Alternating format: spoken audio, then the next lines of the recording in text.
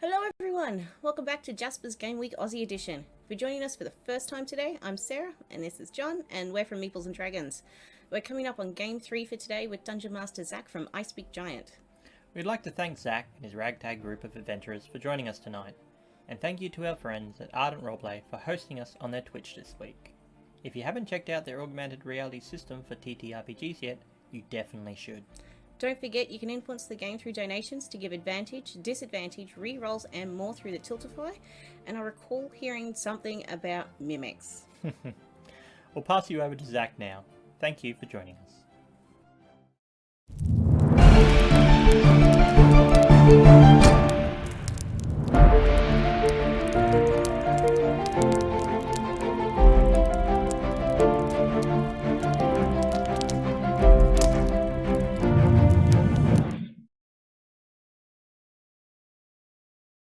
Hello, everybody, heroes and villains. We are here. We're ready to play some Dungeons and Dragons, if you've heard of it.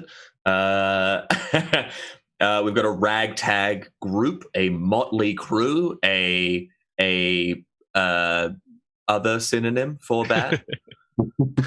Before I let my players introduce themselves and what they're playing, I'm going to let you know that we have some donation incentives. First up, we've got the classics, the well-renowned, the old faithfuls.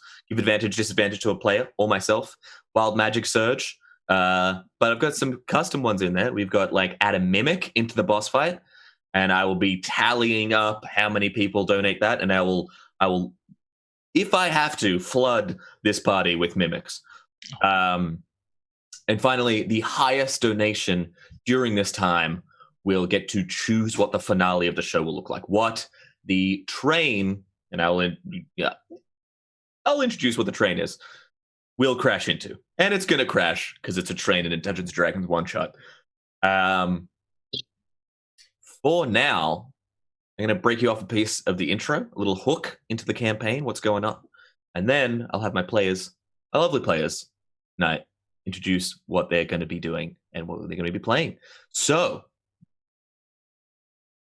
we open on a mountainside scene. A hot air balloon bobs just off the peaks. Down below, rounding the mountain, appears to be a train, although it runs on no tracks. We zoom in to see figures falling, and some of them screaming. Can you please introduce your character, Jacob? And if you were screaming or not. Yeah, old Mug's always screaming, you know. He's seen a lot of shit back in his day. Old Mug's a goblin, mercenary from Baldur's Gate. Seen a lot of shit and high class, I would assume. From the fantastic. Yeah, not a goblin to bring home to your mother. No screaming, just like glaring, if anything. Brendan, Yes. who are you playing? Hey there, sweetie. My name is Carlia Tealeaf. I'm an aging actress from the Elven lands, human myself, so in elf years I'm actually quite young. And I am screaming a little bit because I've had a lot of voice training, so I have quite a large lung capacity. So there is a bit of going on as she's falling down. It carries quite well. The acoustics here on this mountainside, very good. Yeah. Atul. Hey, I'm playing Hannah, and as she's tumbling head over heels because she's really small, it's like, Torm, who turned off the bloody fly spell? And Scarlet. There is a small but very dapper-looking kobold in a nice-looking waistcoat with several guns strapped to their body, just screaming in delight as they fall.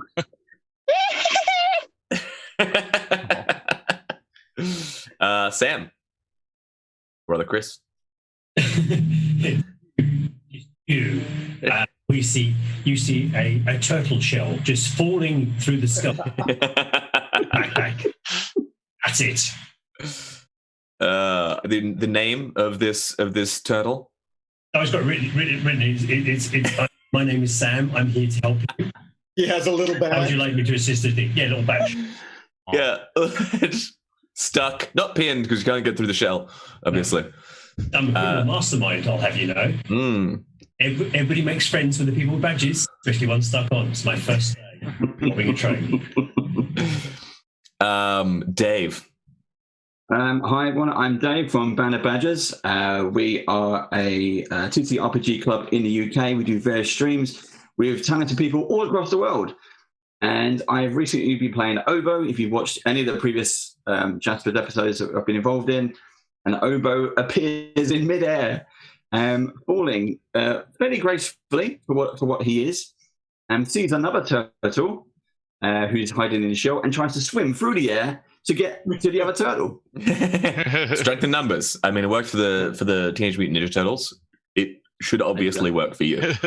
Superhero landing. Here we come. As we see these people plummeting towards the ground, half screaming, we black out. A title card comes up that says 5 minutes earlier. You sit in a creaky cane basket enclosed by canvas. The fire blasts in the center, which fills a massive balloon above. A wizened gnome sits before you. All right, let's go through this one more time. Elle Gearflip. You remember her?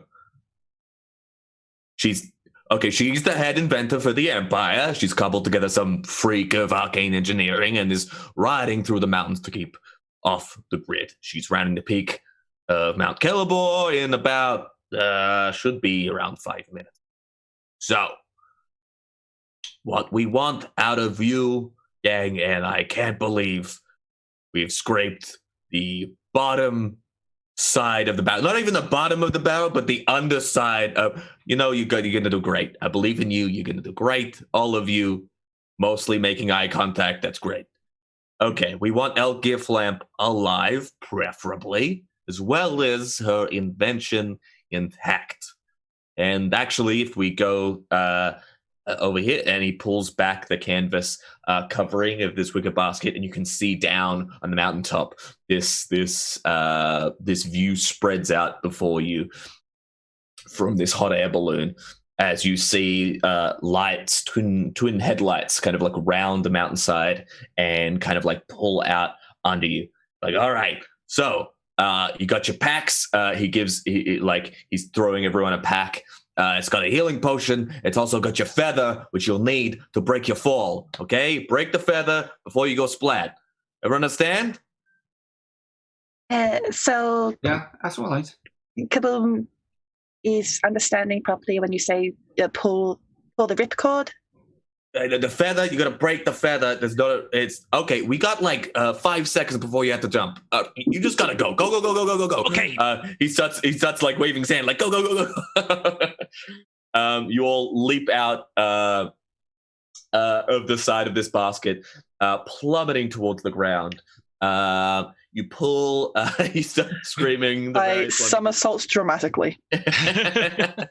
As you pull into your shell, having to push out just enough to open your packs, rip out the feather, break it, and start to which casts Featherfall on you, and you slow your descent enough as this train comes hurtling towards you. Now, trains don't exist, obviously. There's no tracks underneath it. These are, to your eyes, most similar to a bunch of carriages attached to each other. Each carriage is about 30 feet long, 15 feet wide, 10 foot high, attached by some mechanism you can't see from this height.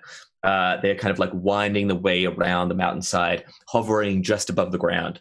They're kicking up snow as it travels, and you are hurtling now slowly enough towards it.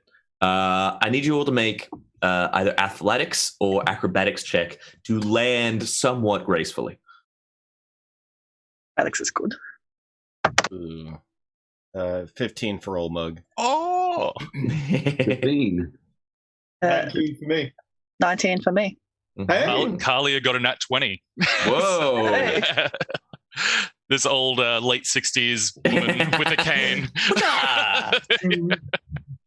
That's perfectly with aplomb. Yeah. So did anyone Yeah, get below 15? Oh, No. So I got half a 20. Does that count? Interesting. Those below, everyone above 15 or above lands perfectly. 3.10 on the last carriage. You, Sam, you hit the ground, tumble, and you just manage to grab onto the back, and you're like clinging on it. You're like pulling yourself up. Does anyone do anything? As Kalia maybe, like, because she got a nat 20, maybe she touched down first, using her cane as basically a Mary Poppins umbrella. She lands down, just like, oh, sweetie, oh, no, that's not good. She, like, whips her cane over and kind of gives him, like, a little lending hand as he goes onto the side of the carriage. You grab his hand. The other thing you notice is that as you're rolling over that natural 20, as you're holding them up, the back of the train has this like little ledge out the back of it, at kind of like where you would enter from. Yeah. Who's at the front of the landing? Who got the next highest from a natural 20? I believe a few of us got 19. Yeah. I did. You did. Yes. So I'm going to land on Kalia's shoulders. I'll tell you what, since you're a gunner, we both land in like the guns akimbo pose. Just So you land. The wind is howling. It's freezing. For the kobold, it's a little easier. You've got scales. You've got some protection against the natural elements. But for the others who are more skin oriented, it is freezing cold. Like winds whipping at your hair. The snow.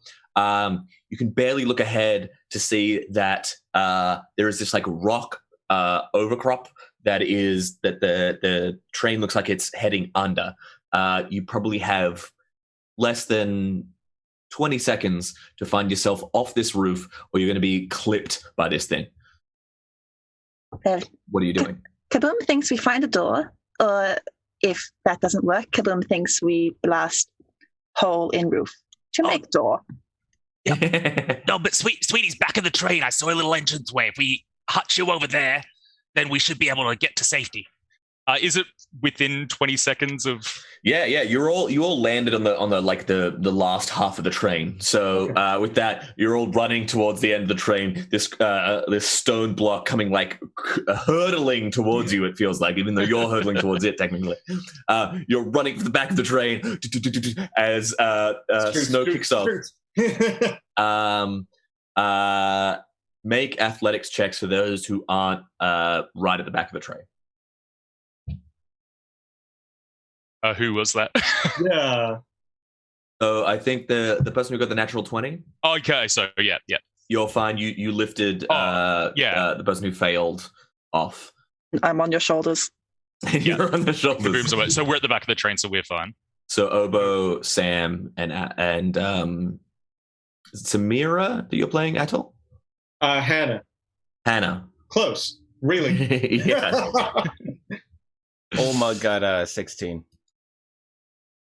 Fantastic. So as you're all, what did Dave and Sam get? Sorry, Obo and Sam. Well, Sam was hanging off the back of the train near Dave. That's right. Yeah. Okay. The back of the train. That was my plan all along. All along was your plan. You see your companions come like hurtling over, swinging around. You all kind of like pack up on this little platform. It's only like 5 foot long. As more and more people, more of your companions kind of pack on, and then the train door gets like pushed open as the last person jumps in, and you all come in a flurry of snow and bodies to the ground. Oh, take a second. Door swinging open and shut, banging as it does, the wind howling in. Take a second, you collect yourselves. How are you all doing? You find yourselves in this like carriage. It is this on the inside. It's very clear that this is for like storage, for luggage. There is like oil lanterns on the walls, like hanging, swinging left and right. I get disadvantage. Thank you for the donation. I get it. Yeah, it's Brendan. Please specify which one gets it, or is it me that gets it? Probably. Well, companions. It's from We Matt. seem to I think you get it, Brendan. Oh, okay. Thanks, Matt. All right. Old Mug is holding his back as he gets inside, just kind of panting. He's like, getting too old for this shit. And we have a wild magic surge. Fantastic. Oh. I'm getting Okay. off Kalia's shoulders. Okay, the whole gang is right at the end. A piece of luggage falls from the stack, cracks open, and an arcane crystal bursts. How do we do? We roll a d20? Yeah. It's a D100 for It's a wild magic. D100. Do I roll it 100. or no? You rack roll it. It's best not. I'll roll it this time. We And can all surprise me have with- fun with this. That's a 10. What does a 10 do? Let me grab the table.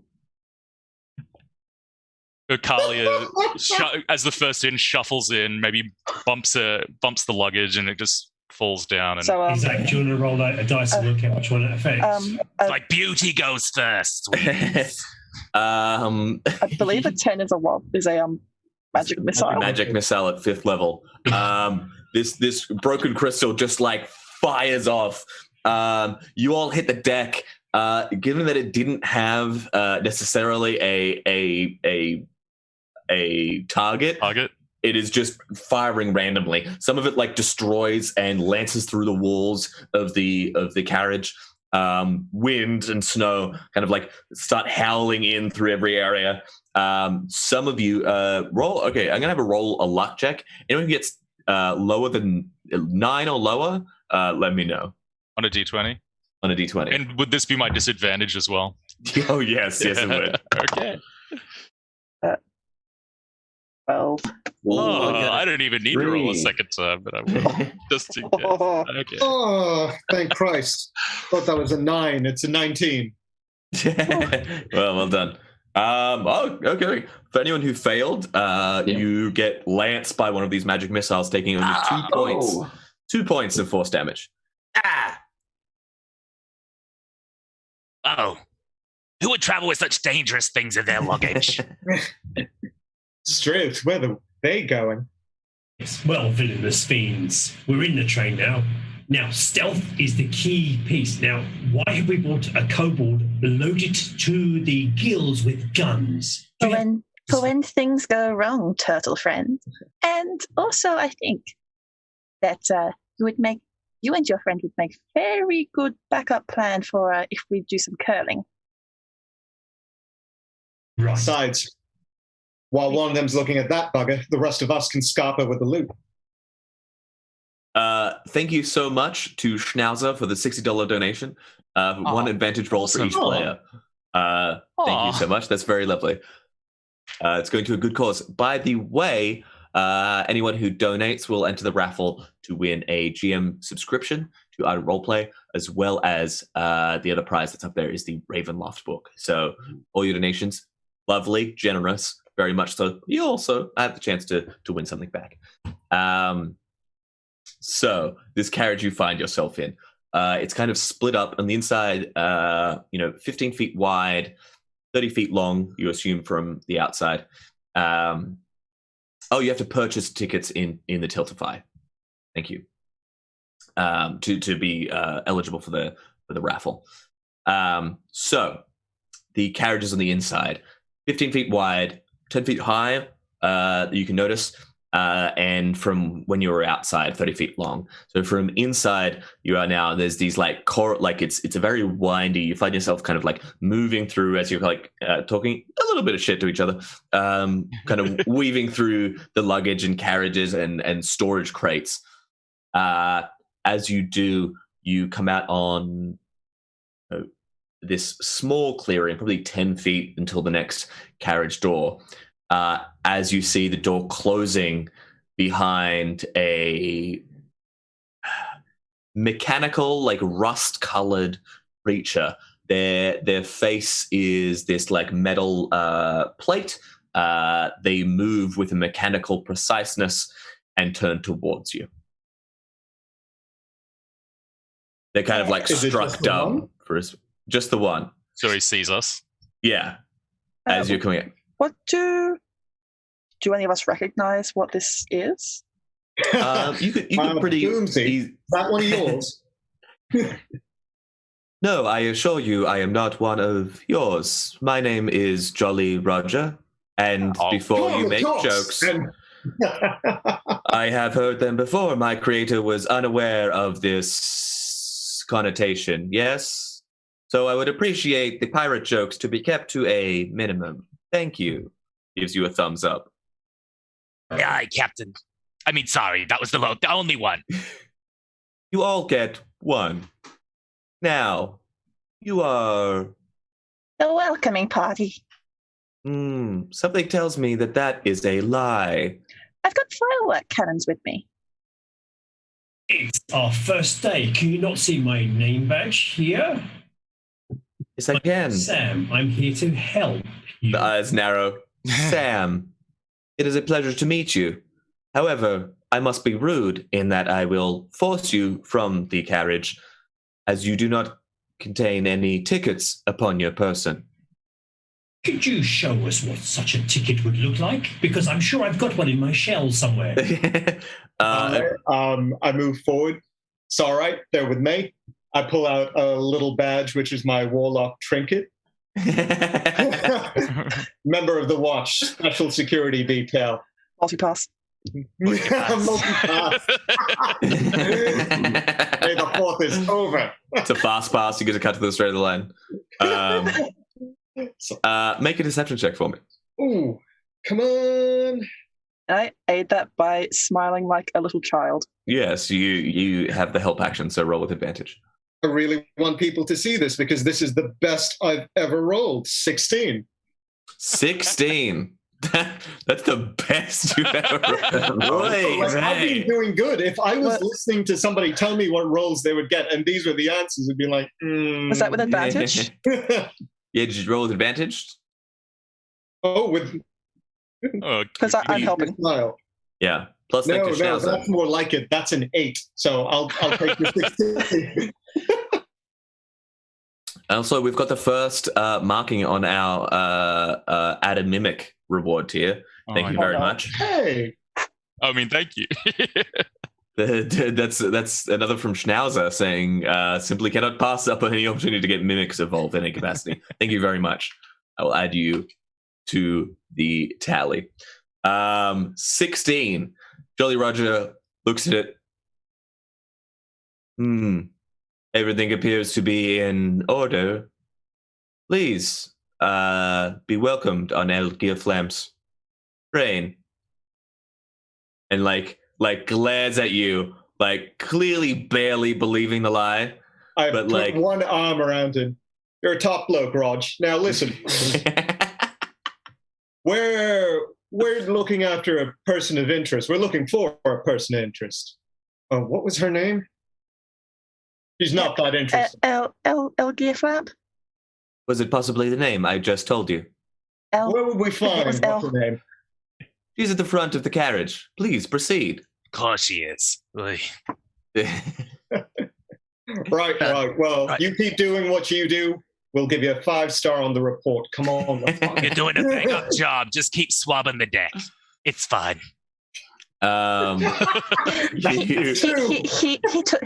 He took my pirate joke. Kaboom said I could have it. So, yeah. Don't worry about us. We'll just shiver our timbers that way. Okay, that's 2, and I said you were only allowed 1, so we're enemies now. Continue, enemy. It gives you like the fingers to eyes point. You proceed into the next carriage. This carriage is a little different. It is like you are struck mostly by how incredibly ostentatious the creator must be. Riches in art, jewels, magical weapons, and more line the display cases that run down the wall. There's an ornate chandelier on the roof. Looking closer, it's not even a regular chandelier. It seems some kind of arcane power source tweaked so that pieces of colored glass spin around it in perfect orbit. beautiful carpet runs down the center of the room with an ornate like fabric design etched into it. Donations. We have another advantage, disadvantage. Brendan. Disadvantage to Brendan. They I think don't I still have an cancel out. advantage and then a disadvantage. They You don't have cancel out. advantage I have one. and then a Okay. disadvantage. You can't advantage math your way out of this. It's an all or bust kind of day, you know. We have another wild magic surge. Thank you very much. What did I ever do to you? 20. So in this wonderful place, let's say D20 is drawn to one of the display cases. Who's drawn to one of the display cases? What was your character's name? Sorry. I think they specified Hannah must pay. It was Hannah. Hannah must pay, of course. So, Hannah, you were drawn to one of the display cases. You open it up. I wasn't kidding about those pirate jokes. You pull out one of these magical keys. You flip it over your hands, and a wild magic surges from it. Roll a D100 for me. All right. What's this lady trapped the train with? Maybe we should stop touching things. I know this one. This one's my favorite. 48. 48. Chris, you might remember this. You had a friend on Tuesday. Oh my god. Oh no. We have a flash and a smell of burnt hair.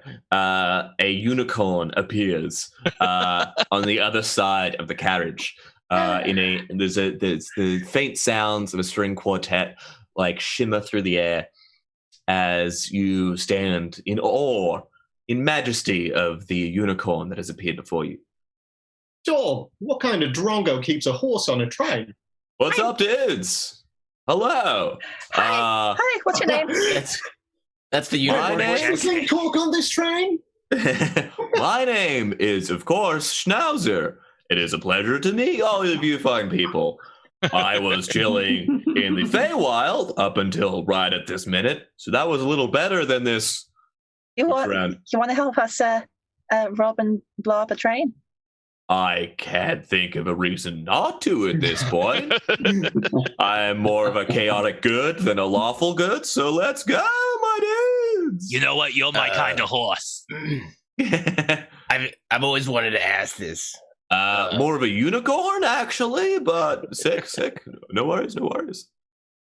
I've always wanted to ask this. Have you ever impaled anybody on your horn? I just have to know. Oh, of course. Like, you name it, I've impaled it. Like, humans, gnomes, a lot of people, actually. Would you like to add a rich person to that list? I would absolutely like to. Come on, are you kidding me? It's Schnauzer over here. Old Eat the Rich Schnauzer, that's my nickname, I do. Schnau, are you ready to dismantle the system and seize the means of production? Hell yeah, let's go. May I please ride on your back? Absolutely. I'm hopping on. I'm hopping on. As Kaboom, you Stop. And I pull out some socks for Schnauzer and put them on each of the hooves. Stealth mission. As Kaboom, you cross the room to get to Schnauzer, the unicorn. You step on the middle of the this like ornate rug, and you notice just slightly too late rather, that the ornate weaving of this carpet kind of hid a glyph that glows, and you disappear in the four corners of this carriage. The floor to ceiling fish tanks. In each of them, a image of Kaboom appears. This gunslinger thrashing around. The exotic and overly toothed fish start to swarm around each one. I'm gonna have you all roll for initiative. Hey. Remember your advantages or disadvantages, please. Me as well. Yes, Okay. You as well. Okay. Let's start with a natural 1. There we go. 20 for old mug. 20 for all mug. 17 for Comrade Kaboom. Using advantage, 14 for Hannah. Oh, this is advantage. Hannah. Everyone got one advantage, and then only Brendan got a disadvantage. One more. So we got 20 for Old Mug, 17 for Kaboom, 14 Hannah. 16 for Kalia. 16 for Kalia. Wonderful, And wonderful. 19 for Sam. 19, Sam. 2 for Obo. And 2 for Obo. I'm going to put a few more enters between you and the rest. And you for Obo. Old Mug, you are first and foremost. You see your friend teleport in away, and then you see 4 versions of them appear in each corner of the room. The Schnauzer's like, whoa, my dudes. All right, stand back. Let me show you how it's done. And Old Mug is going to just approach the nearest and take a stab with his rapier. All right. From down on low. Roll a d4 for me first. This is whether you get the right one or not. Oh, okay. Correct Cool. one. I got a 2. Okay. You come like charging at this thing, make an attack roll to try and like smash your rapier. Not the best glass smashing apparatus that you could use. I will say before you necessarily commit to this action, there is a whole bunch of items in the display shelves next to you. Okay, great. I don't think it matters because I rolled a 1. Honk! You just like slide off the rounded like surface of the aquarium. It's like thunk. Like, what have you? Oh, I wasn't ready. And then he'll take his second attack action. You win this one, glass cabinet. A natural 20. A natural 20. You reverse grip the rapier. That was the problem, I'm sure. And lance it through the glass. The glass shatters.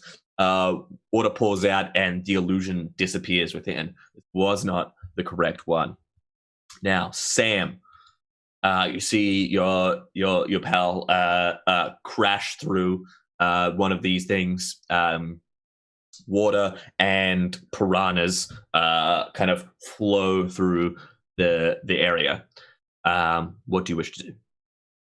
Well, being a master criminal mind, walking amongst piranhas, it seems Sam highly appropriately slips his hand into a shell and pulls out a hand crossbow. No one in particular, probably the unicorn, and then says, "Well, old people," and then fires at roll a dice and tell me which one I hit, Zach. All right. So you're firing at what? Sorry. I was thinking about shooting a mug, but that's probably inappropriate. So at one of the fish tanks, thanks. Roll a d4 for me. Number one. You level at one. You take a shot. Roll an attack roll for me. Behind door number 1. Behind door number 1, hopefully is Kaboom, and she'll explode when I shoot it. This will be excellent. Twang! Or whatever it takes. Well, I think I was distracted by Old Mug and his piranha, because I get 11. 11. Yeah, off the surface of the glass, the arrow deflects. It twangs a few of the walls. Everyone like holds their heads down for a second. They're okay. It's crossbow-proof glass. Great trade. And as my bonus action, I will shout abuse to the next person, which is the help action, being a criminal mastermind. I'm basically backseat stealing. Yes. You backseat adventure them. Yes. Next up in the initiative is Kaboom. You are thrashing around in the water. At the start of your turn, you're going to take only 1 point of piercing damage as fish swim around you, take their nicks. Can I try and handle these animals? You know, handle these animals. Yes. Yes. Describe to me Piranha. Good the manner piranha. in which you are Piranha. animal handling. Which is the largest piranha here? You wanna? This is like at the if you ever get in prison, you're told to like punch out the biggest. Oh, yeah. defendant. Yeah. Be You the find biggest fish in the tank. I'll the take biggest, meanest fish in the tank. It's Yes. currently trying to take a nibble on the end of your nose. I will try and show it that I am the superior here by taking a nibble out of its nose. Fantastic. Roll me a animal handling check or an intimidation check. I don't know if I'm good at No, I think it's going to be animal handling. Animal handling, yeah. Natural 20, 25. Well done. Hey. Yeah. Not only, yeah. Oh my goodness, are these fish intimidated?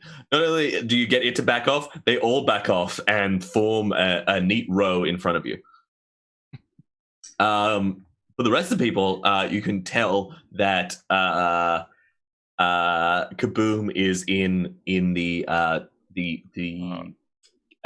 fish tank that is just to the right of you, closest to the door that you walked through originally. As a, I'm not sure if I can do this as a bonus action, but out of one of my pockets, can I just grab some of my rations? I imagine I have some beef jerky or something. Yeah, and just stick it as best I can in front of the glass and move aside and just absolutely gesture. Yeah, and you do. Next up is we have Carlisle. Oh, yeah. Okay. I'm not so good with the physical stuff, so if you sweeties could go get her in a second, I'll just see if I can deal with whatever's going on the floor in front of us. Or is she behind us? Make it. She's just the next to you. Yeah. The broken one is up ahead. It's smashed, and there's kind of like piranhas. That it's probably like over on the outside of the carriage. There's kind of like water sloshing back and forth. Okay. Make a perception check though for me. Kind of like keeping an ear out. Not 20. Oh wait, no, this is disadvantage. That's a net one. Flipping dice, just flipping coins. Oh, but you still look happy. That's great. You don't notice as you're like, I'll just keep an eye out, for what's going on. The doors here have these like kind of glass like porthole style windows in them. A fist punches through them and pulls around your neck and draws you up against the wall. The door. It is a metal, rust-colored. You notice that it's Jolly Roger's arm. You hear the voice behind you. I have adapted to your methods of deception. They will no longer work on me. You are infiltrators on this train, and I will be forced to remove you. You are being held against the wall. What's the safe word, sweetie? It is now Hannah's turn. Okay, there's still 2 more fish tanks. Yes, you know, however, which one Kaboom is in. It's the one just to the right of where you entered through. All right. I hear Sam say that the glass is crossbow proof, and I take half a step forward and I say, yeah, mate, let's find out. And draw with my Eldritch Blast, 2 Eldritch gigantic crossbows come out of my hands. Like they shouldn't be that size for a halfling. I'm going to use 1 blast to aim at the tank that Kaboom isn't in, because I kind of want to see where this piranha thing goes. Yeah. And the other one at Jolly Roger, who's got Caldera in a... All right, make your attack rolls. Cool.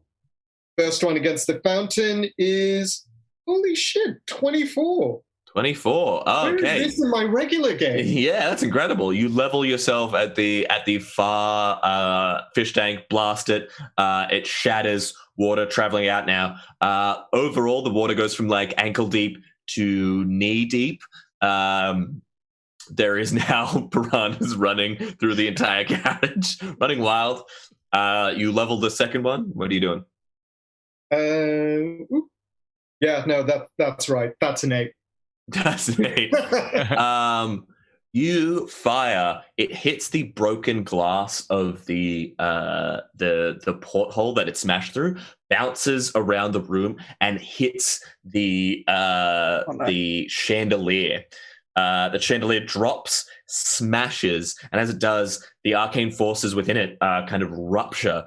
The kind of gravity control it had to spin those shards of glass around, warp, and from out of the center point of the carriage, a gravity shift happens. So everyone, all of you right now are in the except for actually no, all of you are on like the, let's say, south side of the carriage. You fall towards the ground.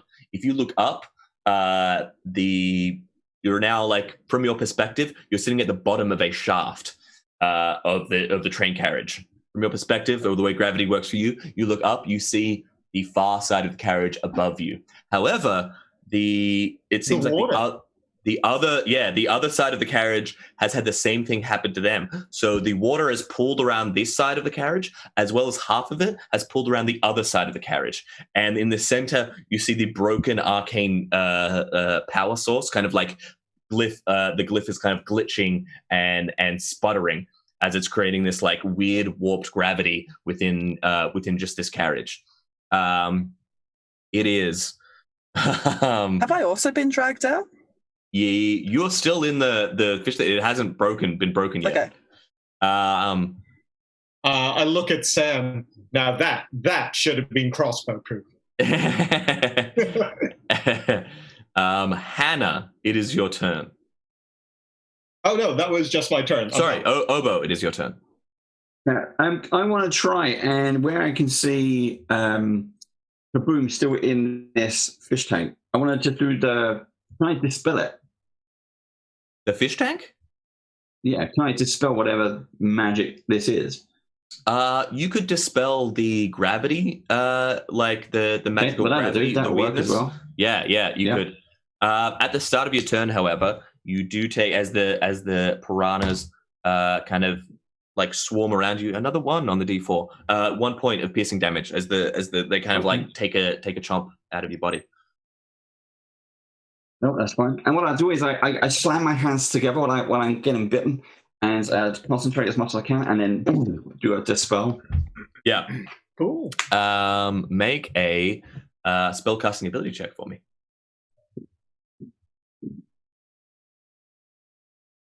Oh, that's low. That's 7 in total. 7. Oh no.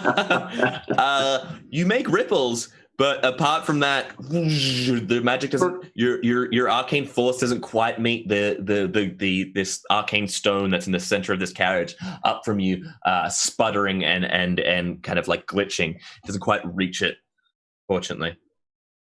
We are back at the top of the round. I do apologize. I am busting for the loo. I will be not even 5 minutes, and then I will be back to handle this situation. I'm the DM now. Please, assume command, assume control. I assume direct control of all of the piranhas. Everyone check your spell sheets just for something. Spells? Yeah, spells. Oh, that's right, fighter. Do you mean guns? I have guns. Yes, your gun list. I have a pistol, I have a rifle, I have a shotgun. Oh, wow.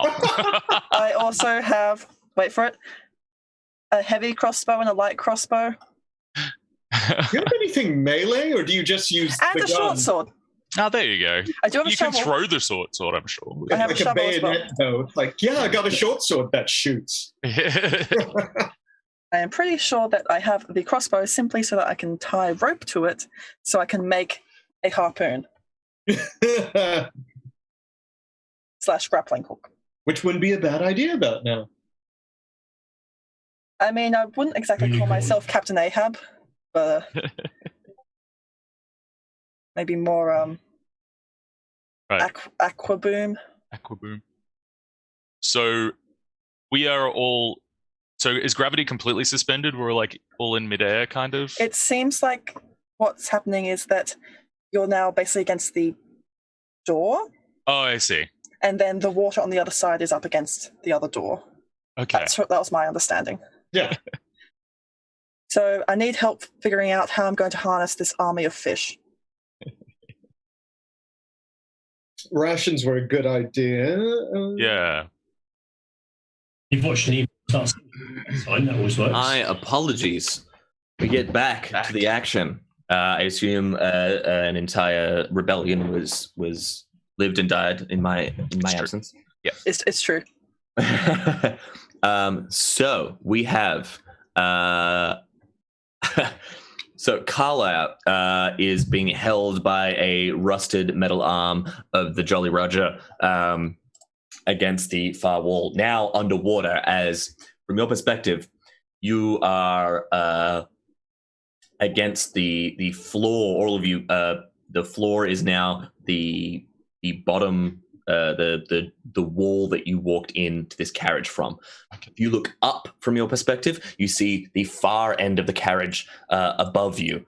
The water, which is now filled with piranhas, pooling around you. It seems that this arcane power stone has created this kind of like local gravity shifting effect. On the far side, up from your perspective, the water pools again on that wall. So, the top of the round, we have Olmug. What's the plan? Start of your turn. You do take. Okay. 2 points of piercing damage from the swarms of piranhas around you. Old Mug is gonna kind of like wade through. Yeah, and then he's gonna more swimming up. Oh, okay. Yeah. So as he gets up to Carlia, he's gonna be like, "I'm blocking here," and use bait and switch with Carlia to switch places and try and stab. That's cool. Creature. I like that. So he's also going to use a superiority die to. We'll see what his AC becomes here. So you swim down. So from your perspective, imagine like a it's kind of like an elevator shaft a little bit, like the carriage is now vertical from your perspective. The first third of it also is filled up with water. You swim down to where Carlia is like being held against the door, which is down for you. This rusted arm, you get there under there, use the superiority dice. The narrative effect is you kind of like get your hand underneath the arm and like pull Carlia out from it. Your arm trapped in there, but I'll say you're not necessarily grappled by the creature, by Jolly Roger. This mechanical arm of you can only see the mechanical arm through the wall. Okay. You hurl. Is there any like check to it, or do you just do it? No, you just do it as long as the other person is willing. Yeah, that's great. One question. Actually, what happened to our unicorn? You see it. So it was on the far side of the carriage. You were crossing it to go get to it. It's now submerged on the other side of the carriage. It's experiencing much the same thing you are, only without opposable thumbs. but with one horn. And one horn. So it's piercing through a lot of the fish that come at it. Right after the bait and switch, Old Mug is going to try and stab at it a couple of times. Yeah. The first roll is a 12. 12. The 12 doesn't quite hit. Okay. And then the second stab, 13. Also doesn't quite hit. He's old. All right. He's old. He's grizzled though. So much grizzle. You did get your companion away though. Do you want to? You can start to swim up. You're taking an opportunity attack from the arm that's like pulling through the glass door. Oh yeah, that's glass window. That's perfectly fine. He'll swim back. He'll try and swim back up as far as he can go. He's got 24 AC right now. Okay, 24 AC because of the bait and switch. Because you add the superiority die. I that's rolled a 6 great. on that. Nice. Yeah. So Jolly Roger takes a swing at you. Ooh, for 23. Nope. No, not even. Oh, such a good roll. Yeah, you just like bat it away as you swim back to the surface. Out on the surface now, most of your companions, you pass by most of your companions, look around, you realize you're going to have to climb up this carriage to get to the other side. You look around, you can see the display cases, maybe they'll work for your purposes, but you're kind of all out of movement at this point. It is now Sam's turn. So, in Sam's estimation, if he refixes the magic thingy thing, will it rewrite the carriage?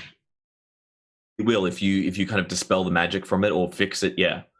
So, I'm fixing that. In Infernal, he screams at Hannah, then stops, and then says slowly in a strangely Germanic accent, "Shoot the glass," pointing at the one where Kaboom is.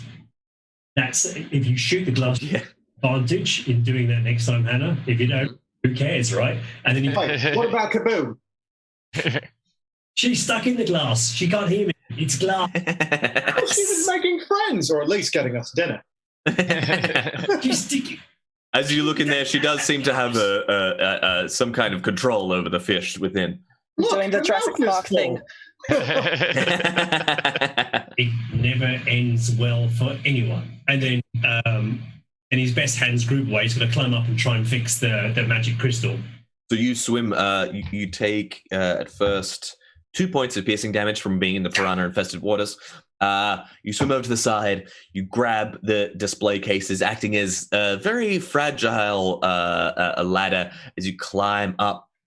As you get about halfway, you turn like from the wall, from your perspective, turn towards the arcane stone. There's kind of like fitzing and showering sparks from it.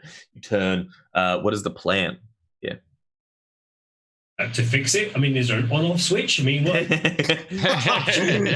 Press to fix. Oh, I reboot it. I just press the reboot button. You could try some percussive maintenance if you want.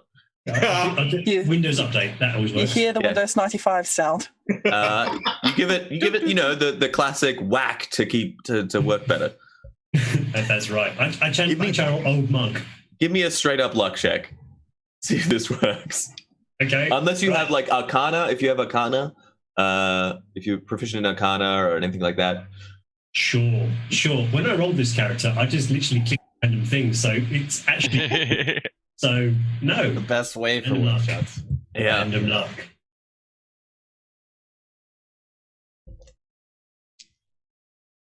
So what do you roll? It's a 20. Oh, Like a good. natural 20? It's a natural 20. Yes. I knew what I was doing.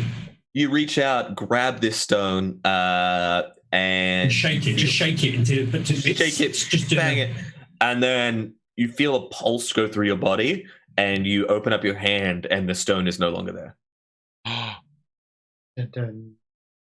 Feel this electric charge through your body, though. Right.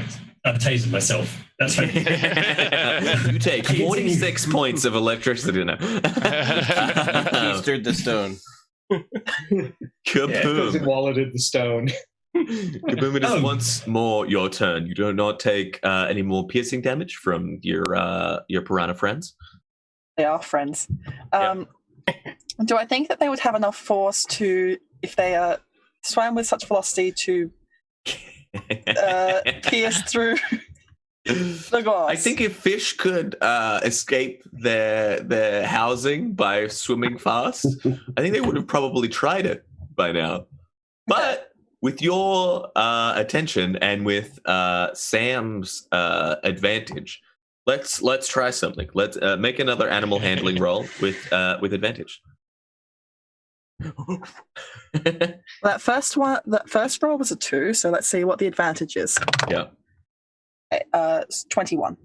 21. With some of your help, kind of like bashing your pistol against the wall. Yeah. You kind of bash, and they kind of like they come with you, and in a kind of slide of water and fish, you come careening out of the water. Another scream of joy. Carlia, it is now your turn. So is And the there's fish carriage everywhere. still winky wonky? So the carriage has been righted now. Oh, The water sloshes. It is now with 3 of these things broken now. It is about waist high. You're going to take It's okay. The fish are my friends. 5 points of piercing damage as you kind of are waiting in the water. Thankfully, Old Mug kind of pulled you free from the arm at the wall. That arm you see is like kind of like pulling, like breaking the door down from within. It's now like a third of the door is destroyed, and you see Jolly Roger kind of stepping inside of the carriage. You can either all head out and flee, or whatever you choose. Do you think we should take care of him, or should we just skedaddle? I take the rifle off my shoulder. Okay. Yeah, what Boonsy said, and I level crossbow next to him. Let's talk him down. Oh, whoops. Yeah. Instead of wasting my spells, is there like, could I do a check to see whether I think that like my spells that are all about affecting humans and humanoids would actually work on this robotic creature or mechanical creature? You see it is somewhat, it has an arcane mind. So you would assume that unless it is like specifically about people, like hold person probably wouldn't work. Yeah, literally the spell I was looking at. I'm like, but like other mental effects, probably would. Yeah. Well, I'm going to just look at him and be like, you know what? You're not even much of a robot, but you know what? You're barely a pirate, sweetie. And then I'm going to cast Vicious Mockery at you. Vicious Mockery. Yeah, which Absolutely. will be a 16 save of wisdom. How does a 7 treat you? Great. He will take 2d4, so he takes 5 psychic damage. 5 psychic damage. Yeah. Yeah. And then as my bonus action, I want to be like, oh, Mug, you're all right, sweetie. Have some of this. And I like get out my fiddle and go. It's a little waterlogged, but it does fine. Yeah. I can't. What is that? And it's Bardic Inspiration, so you have a D8 to use to add on to your next roll. Wonderful, wonderful. Hannah, it is your turn next. So Look, the water is now at waist height. You take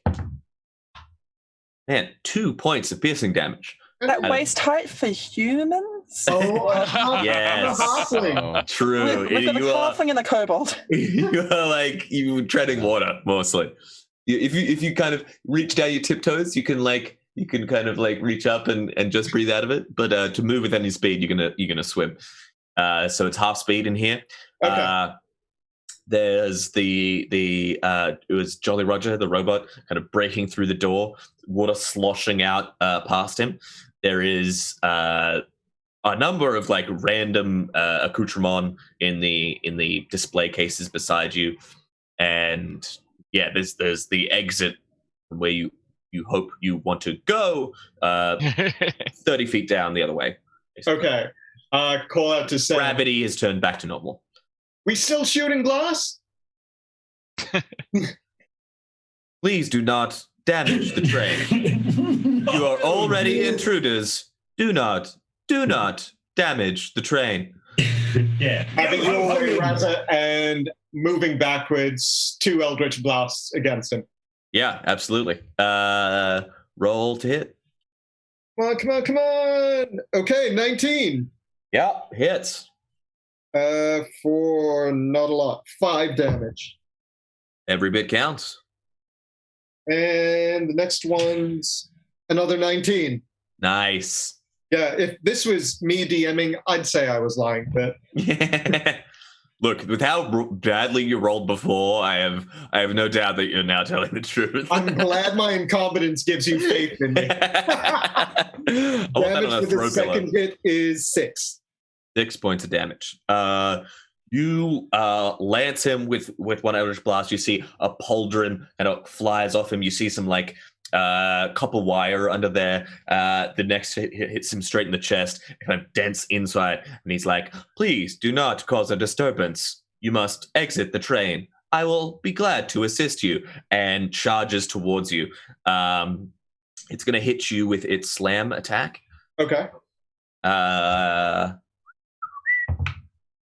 Ooh, 13 to hit. Just misses. 14 AC. It comes with this like massive roundhouse punch. You duck under it, thankfully, and it smashes into one of the display cases. Its other hand, you see it like retreats. The metal fingers kind of retract into its arm, and actually, as its fist slammed into the display case, some of the magical implements within smashed and shattered, and we have a wild magic surge. Let's get Hannah. Did you roll last time? I did. Oh, okay. Let's have Old Mug roll this one. Roll a D100 for us. Okay, great. Here we go. D100. Please get us a second unicorn. A 64. Bro, my dude. Fog clouds hits this thing and just like the entire carriage fills with fog. Everyone's just like winging around. You see, well, you don't, but rather the Jolly Roger. You can hear this like snack of a blade shooting out of its hand as it swings. Like its hand retreats and a blade comes out. It's gonna like charge down the corridor, swinging randomly. I will roll. Ooh, Kalaya. It takes a swing at you.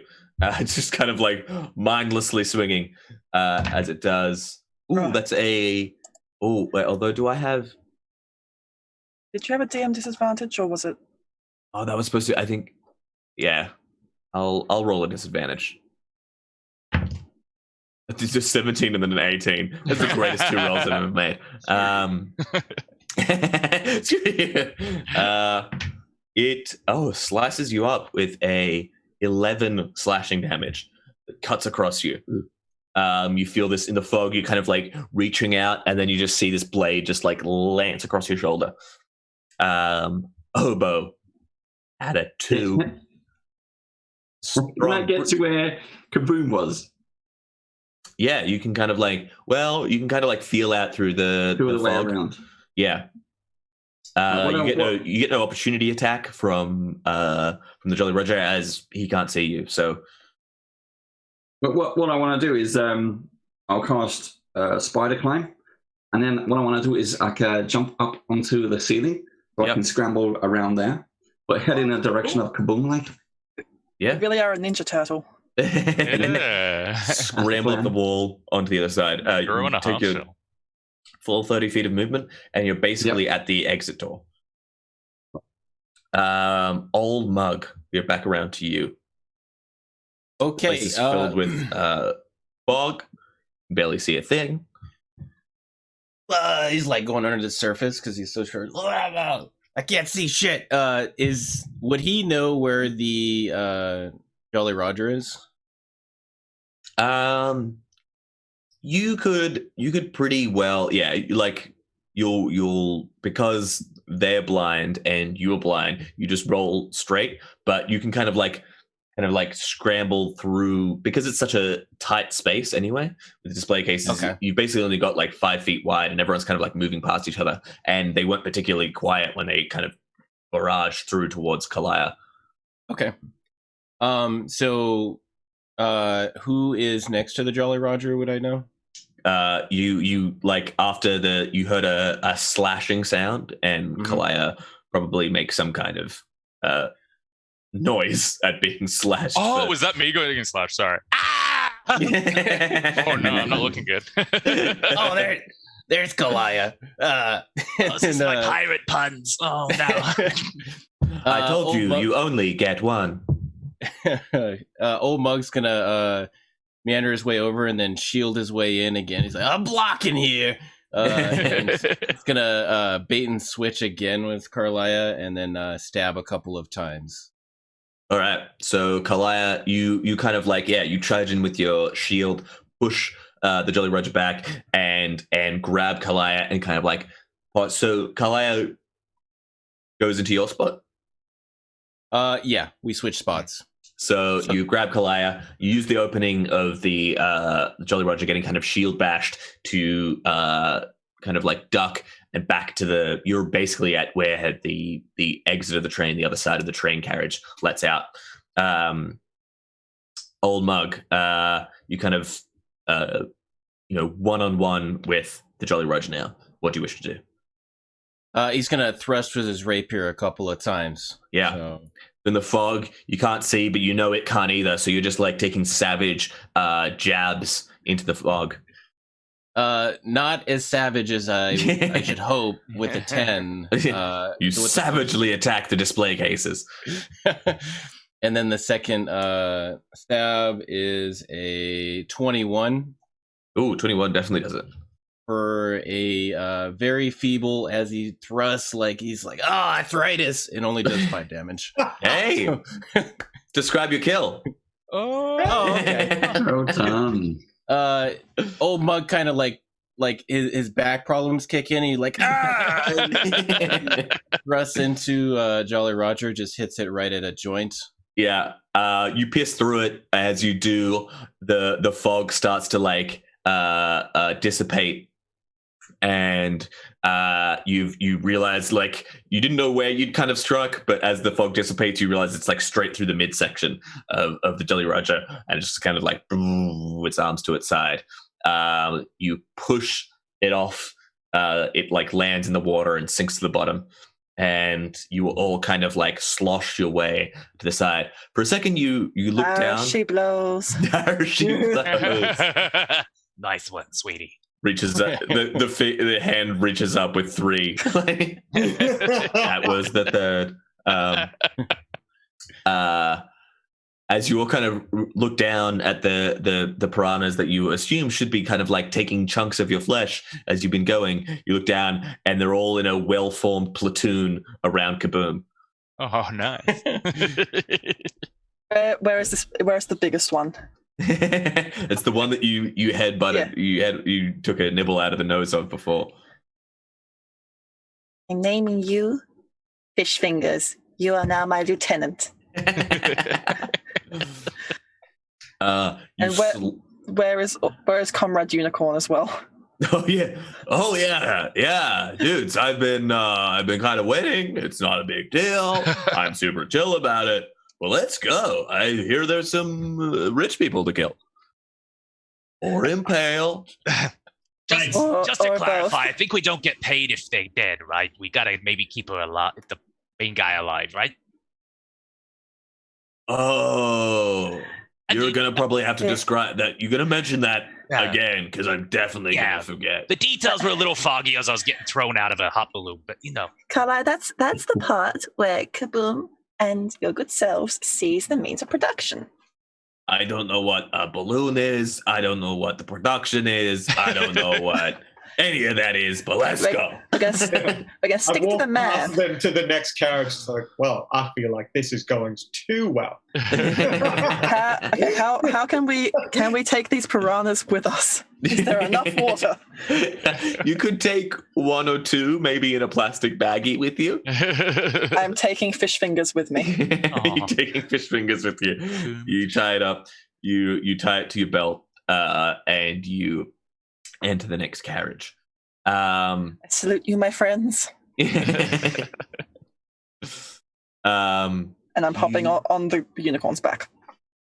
As you leave the carriage, and the rest of the gang kind of like follows out behind you, the water kind of like sloshing out through the like, you know, the in between. You ever go on like an older model of train where the in between the carriages is just open to the elements, and it's just like. Oh, that's crazy. It's kind of like that. It's exactly like that. The water sloshes out, and as the entire gang leaves, we hold for a moment in this carriage as the Jolly Roger kind of like, you see little tiny like three-legged kind of arcane metal constructs kind of like climb out and start repairing and putting in welding and soldering metal plates to the chassis of the bodice. And then you see the eyes light up again and turn towards where this ragtag group left. Yes, get past the piranhas first. They went. The water came out of the train as it opened up. I like to think that we've tried to close the door as quickly as possible. Yeah. All right, now are there bolts connecting the carriages? Because then we have a classic film trope to do here. Well, there is, but would you immediately? Because the other thing that you know is that you're wanting to keep the invention as intact as possible. Oh, is the invention the train? I wasn't trained. Just destroy the invention.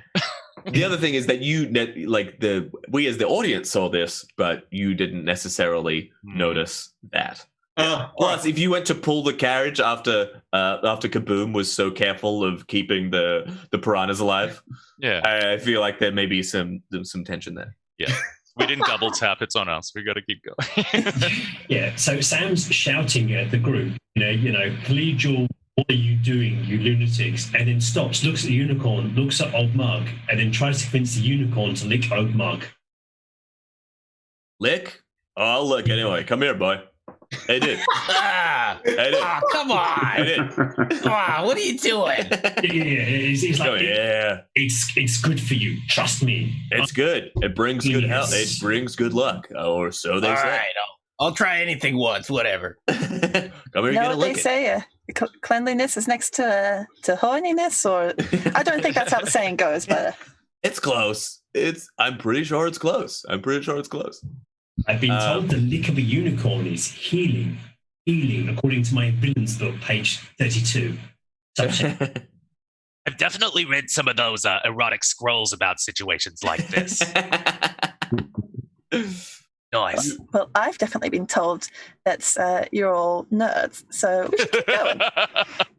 Yeah, what are you all talking about? That's a horse. Unicorns aren't real. Not cool. Look, not cool.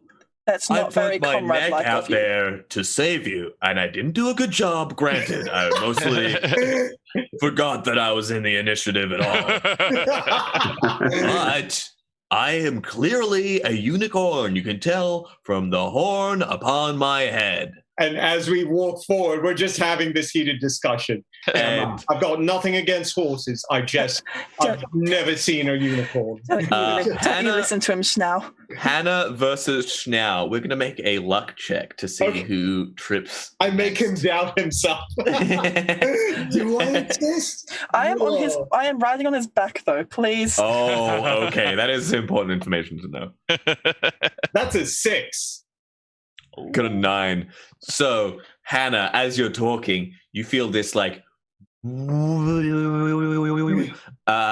you stand on a glyph in the middle of the room. You see channels of light travel to each corner of the room, as well as the side and roof. Now, bad luck. Bad luck is real. Where this room had first been it looked like a florist kind of. It was like beautiful garlands of flowers and vines had been cultivated in this room. Now, all these channels of light run to certain places of power in the corners and the sides and the roof of this carriage. You feel like this. You're kind of creating a channel, Hannah.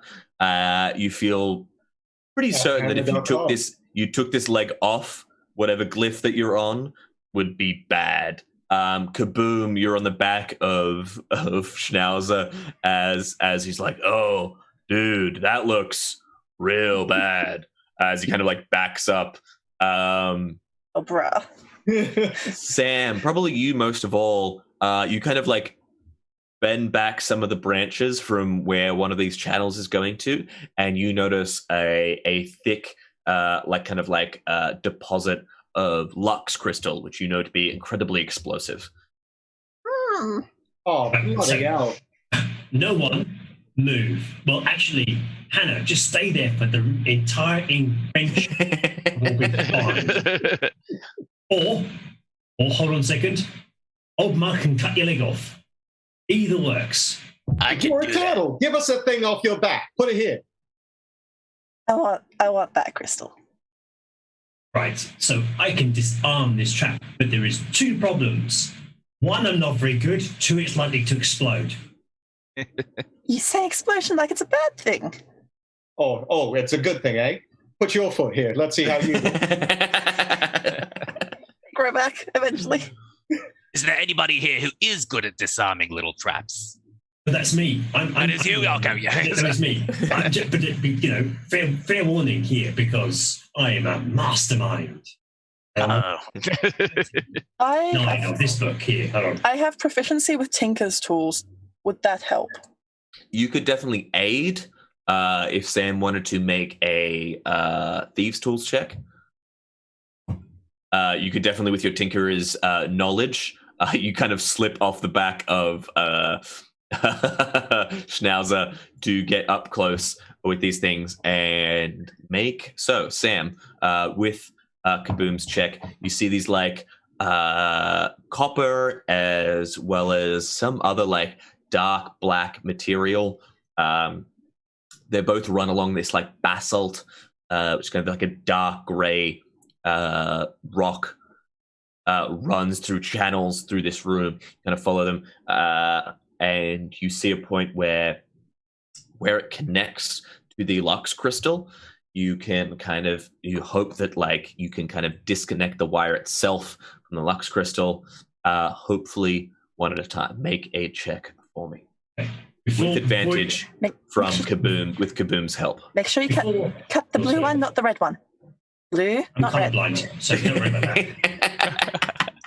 I'm a total, for goodness sake. So at this point, he looks up and sees Obo and realizes Obo is like a tourist that's accidentally joined the wrong group and seems to be just wandering around aimlessly and then kind of shuffles his hands to move him away. Hopefully he's out of the blast radius. No one else though, just and I'm on the ceiling as well. Kalia steps back. Yeah, Obo's still on the scene. Obo, these flowers are very different to the what you're used to in your homeland. You're kind of like just intrigued by the botany of the situation. Oh, it's very nice. Sam, how did your So the upside, that was a 17. Ooh. You managed to disable this one. Ooh, 1 powers down.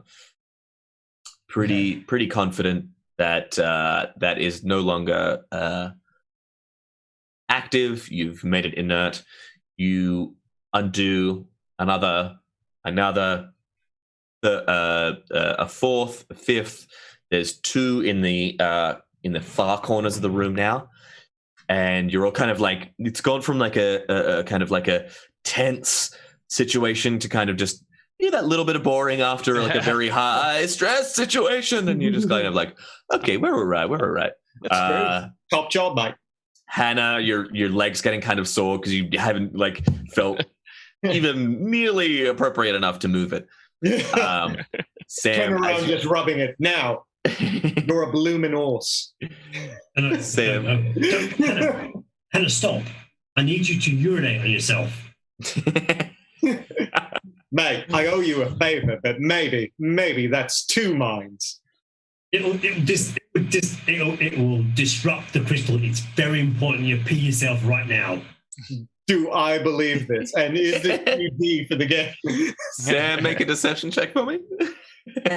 And are these crystals ripe for the taking? Oh yeah, you could pocket a few of these crystals. I feel like with your if you're good proficiency in tinker crystals, you understand how they work. They essentially essentially know that they turn kinetic energy into fire energy. So with a hard enough crack, they will explode. I'm taking a few. taking it through. Sam, what'd you roll? Sorry, for your deception? Yes, Sam, what'd you roll for your deception? A 3. Hannah, you're pretty sure they're trying to fuck you. Like, there's no... I hear creaking coming from where we just passed, and I see Jolly Roger coming up. Now that makes me want to pee myself. Come on. Trying to go the other direction. You see Jolly Roger start to bang at the door and blast through into this room. We're going to go drop back into initiative as the Jolly Roger comes careening into the room. You see the plates, the chassis that he's made up of used to be like rusted iron, now appears to be kind of like plate mail. As kind of like been like forged to his armor to resist, maybe kind of learned from his previous mistakes. Okay, so before we'll do same initiative. Before we get into it, I just want to say to anyone listening, you can donate. It is a wonderful cause to donate to. You can donate for various incentives. We have give advantage, disadvantage to any player or myself. You can cause a wild magic surge. You can also add a mimic into the final boss fight. And finally, the highest donation tonight will choose how the finale of the show will look like. You can choose what the train will crash into. Or maybe it doesn't crash, but it'll probably crash. So we jump into initiative. Mug, you can choose where you are. You can be like close to where the Jolly Roger breaks in to this room, or you can be far away. Your choice. Old Mug will just be right there, and he'll just turn around, like still holding his bags, like, "Oh, come on, man!" It is good to see you once again. He'll put himself between the Jolly Roger and the party. Like, all right, here we go again. You took me down the first time, but the second will not be as effective. You strike him, and you like with your piercing, your rapier, yeah, yep. And it just glances off. The angle of the armor and the way he's like Jolly Roger is now constructed with the plates of armor. He is immune to piercing damage. All right, Old Mug is gonna be like, shit, and then attempt to grapple Jolly Roger. I have learned from you. I have studied every move you have made. Oh, what is this? He's gonna try and go for the knees. Yeah. So you can grapple him. You can also trip him. Either or. Yeah. Let's go with grapple. So I'll roll that. 15. DM. 14. That is so close. You and you're like, for a minute, it like the metallic limbs kind of like bring you back, and then you just like put your you kind of like, instead of like overpowering it necessarily, like you're kind of like being pushed back by its like raw, like you see pistons of steam start to like blast out from it. Instead, you fight dirt and you kick its knees out, and it just like goes to one knee, and you manage to like get behind it and hold it in like a half Nelson. I got that old gobbo strength. And that's my turn. So Sam, it is your turn.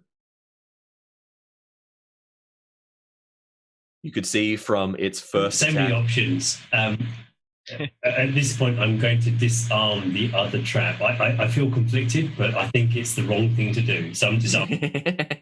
So you have 2 left. You're going to make a check to disarm the last of the 2. Make a Thieves' Tools check for me. Thieves' Tools check. If Kaboom was still there, Kaboom will give you advantage. I will shout and coach you. I just imagine this screaming in Sam's ear. Goes, what? Click, and just cuts through. Wow, with a 26. 26, yeah. You managed to get. there's only one tether, Hannah, now connecting you to what you only assume is a lethal amount of Lux crystal. And again, as my mastermind feat screams at Hannah, shoot the Jolly Roger. Kaboom! It is your turn. You know that it's. I'll say that a piercing weapon is different necessarily from a piercing gun. Okay. So despite being mechanically the same, I'll say for narrative sakes they are different. You're pretty sure you could bust through that armor. As soon as someone says shoot the Jolly Roger, old Mug is gonna be like, don't shoot me. I'm gonna line up the rifle, which is just they're grappling back and forth, and then Old Mug, you see Old Mug kicks it up from the knees, and then it holds it out for you to get a clean shot. Hold it out the door. Ooh. He's holding it near the door. Make your attack. I am going to make an attack roll, and if it succeeds, well, I am going to use a forceful shot. Ooh. Let's see if this works. It's not natural, but it's a 20. Hey! Ooh, definitely hits. All right, so now I'm expending one of my points of grit to a forceful shot, which means that on a hit, the creature takes damage and must succeed on a strength save of 14 or be pushed 15 feet away from you. A pretty decent strength save, but with a 13. Oh. So it will take 8, 2, 3, 13 damage and be pushed 15 feet away. The door. Out the door, please.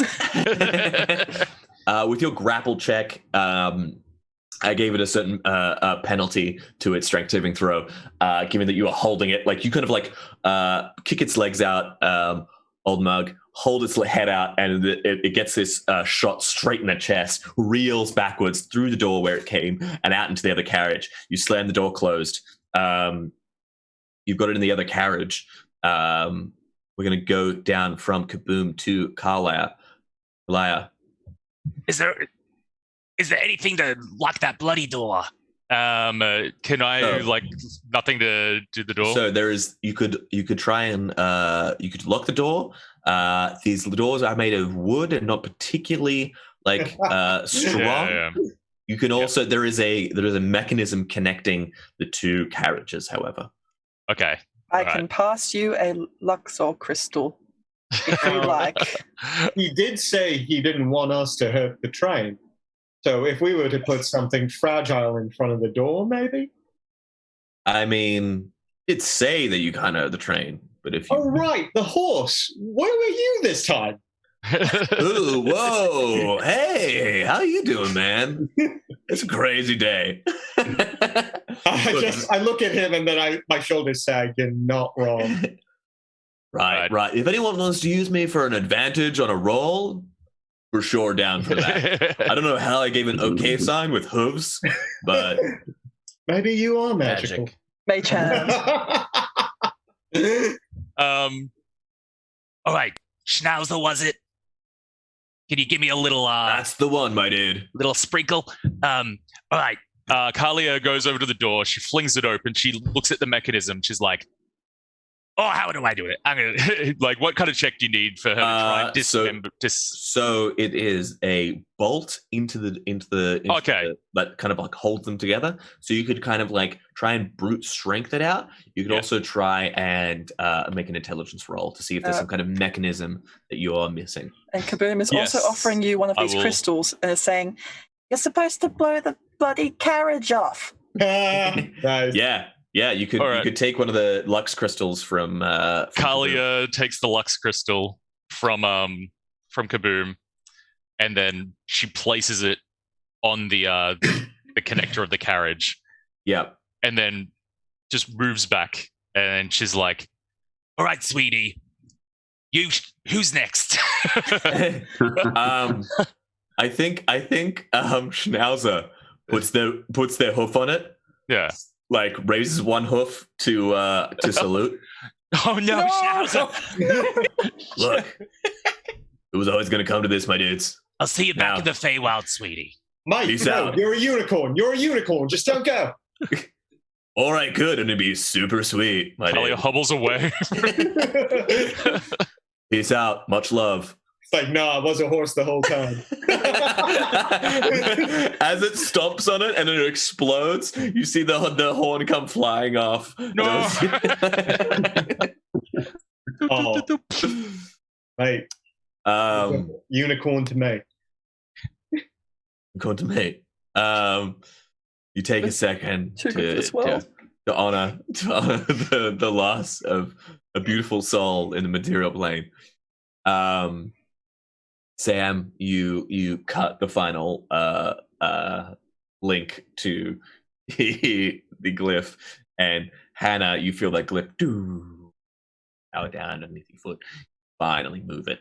Oh, it's a bit sore.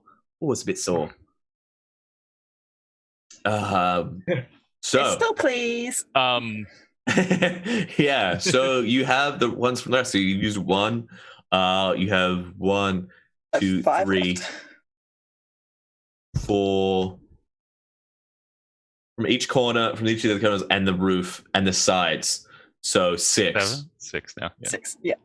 Yeah. So, as Crystal Sam finishes the space. final clip of the wire, turns around and goes, well, if we didn't have Schnauzer here, it looks round.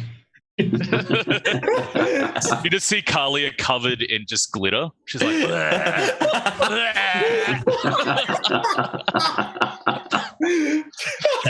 Sam has to retract his head and do shells just so he can't see that image anymore. Hide the tears. I'll never get this out. Oh, Oh yes. Do anyone have Did the, prestidigitation? Oh, did the horn land in the carriage? Yeah, the horn went on the other side of the carriage like a throwing knife. Oh, no. It's Kaboom grab the horn.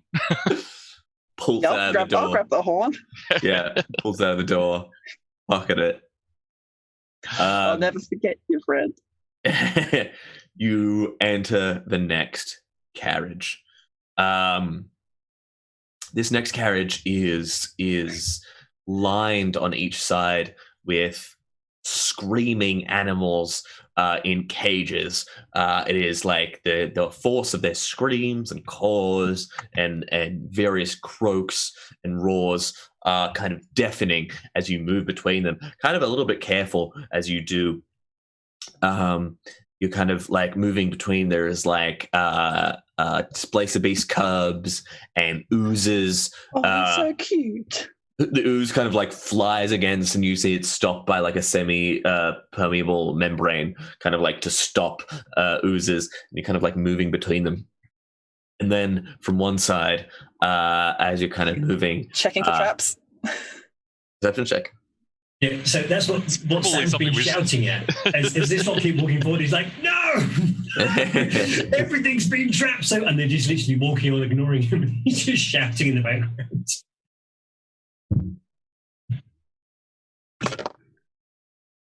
Uh, 16? Yeah. 16. You see Sam waving in the background, just shouting, it's been trapped. So, oh. Been trapped the entire time.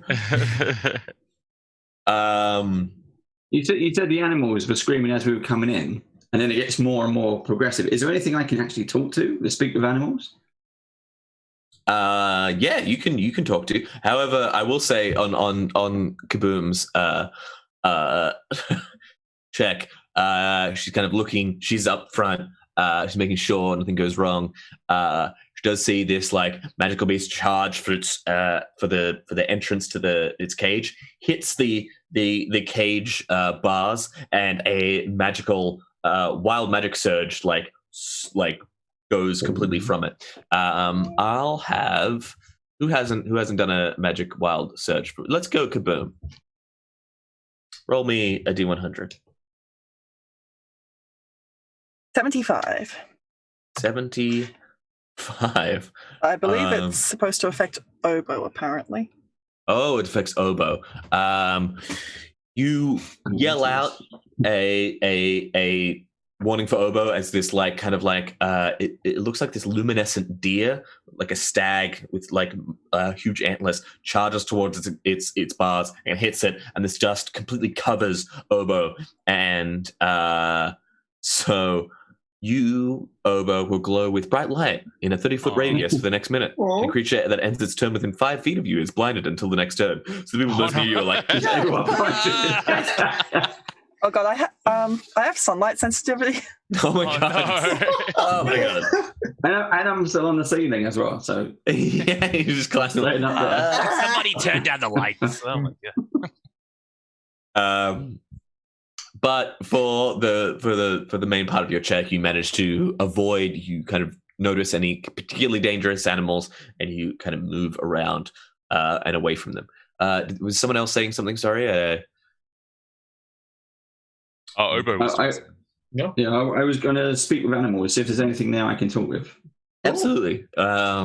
You climb down and you see a 2 hellhound pups being kind of like guarded by a hellhound, like looks like mother dog, kind of like being very protective. They're blinded. They're blinded. Don't be afraid of the light. Don't go towards the light. It's okay. What is this? Why are you all here? And how can we get you out? It growls. Images appear in your mind of its capture by El Gearflamp. You see her kind of like her hunting party descend on her little pack of hellhounds, killing a number of them, capturing the two pups, and the mother like coming back for the 2 pups and getting captured herself. We know how to get you out of this cage, and can you help us? It raises its hackles and snarls its teeth for a second, and then it lowers its head and raises up to you, and you see an image of El Gearflamp, and you feel the animal's rage. Oh, you're really upset by them. Is this chamber? Is this carriage trapped? So far, everyone's had a trap. Is this trap or alarm? Do you know? Not that I can see so far. Just be careful. The rest of us in the background. Mates, is he talking to that dog? The dog cocks one ear. It's actually quite friendly. The dog cocks one ear and like does that cute thing. It doesn't really understand the concept of a trap. And we keep it. If we can let it out, we can do that. I've got some rations in my pack if you want. Well, these things hate Elgaflamp, so let's do that. It snarls its teeth and like wags its tail. See, it seems pretty keen on the idea of landing some hurt against Gearflamp. Ask them if they like treats. They're asking if you can give some treats. Is there a way into this cage? Is it on the top? Can you drop stuff? You could pretty easily break the lock on it.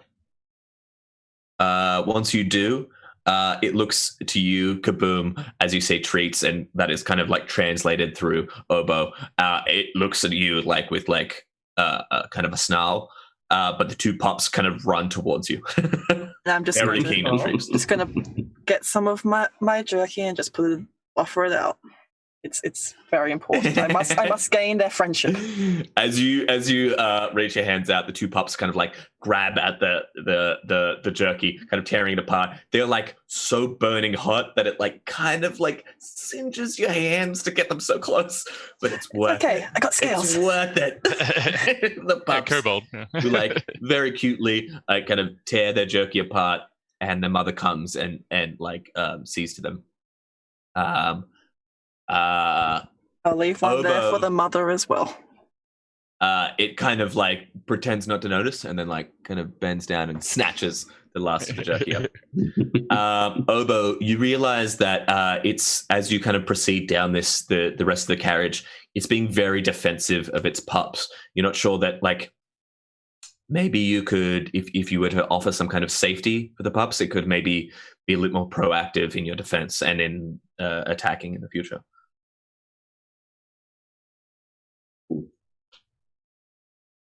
We put the Your pups. shell. Yeah, I can keep you warm. Yeah. Either thing, can we put them back in the cage, but keep the door open for them?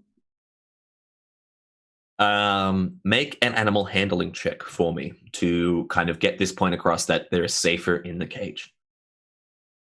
Oh, that's a fail. That's an 8. It kind of growls and stands over its pups, and the pups kind of like stand under the mother. Okay, you stay here then. We'll get Gear Flam. All right. We'll get that nasty woman, and you'll Bring it get back this lots of way. treats. Okay, so you head out into the next carriage. You open to on the far side of this carriage is a number of very complicated looking switches, dials. There is arcane lights flaring up and going down. About halfway through the carriage, though, Checking for traps. There is a large table with a teapot, steaming teapot, and mugs set out for all of you. On the far side of this table is El Gearflamp, a gnomish woman, one gray streak in her hair. She's sitting at the far end of the table, sipping tea. Oh, you've arrived. It's so lovely to have you. You all right? I'm good, sweetie. I'm beautiful. I'm fabulous. Are you? Are you one of those little robot things? Like, can you pull your face a little bit? Pull your face. I'm not gonna pull my face. Just a little. No, that's all right. I'm all right. But you feel free to have some tea. She Pull out pours a crossbow and a biscuit. She pours tea. There is biscuits in the middle of the table. Feel free. Oh, no. Kalia reaches forward and grabs a cup of tea and just holds it like this. She's like, doesn't drink it, but she's just holding it. She's like, Sam, thank you, sweetie. Sam, you approach. Can you roll a wild magic surge for me? Thank you very much, Healed by Wounds, by the way, for the donation. Very much I appreciated. literally thought your name was Sam. I'm so sorry. Oh, you're frozen. Oh, I just thought you were very serious this entire time. yeah, there's so stoic. Yeah. So stoic. I will roll in their stead if they do. If there we go. Hey. Very impressed for a second, but it turned out you had been that still. If you want to roll a wild magic surge for us, there's been a lovely donation by Healed by Wounds. Yes, thank you, Andy. Did you hear everything that was going on? I don't need to, because it's going to end badly for all of us. So as she was handing out the tea, Sam was going to pull out a goldfish in a plastic bag. Yes, but giving time. So, secretly, it was a magical piranha. Right, let's see. D100. Yeah, give us a D100. Roll. Come on, 1. 81. 81. Then I don't know what that is. You see, like, you take this this goldfish out, and you look in its eyes, and the look it gives you fills you with arcane energy. You put it down, and suddenly time slows around you to a standstill. Time fish. It was the very rare time fish. Not to be confused with its cousin, the time fish, but spelled THYME. Oh, yeah. Oh, no.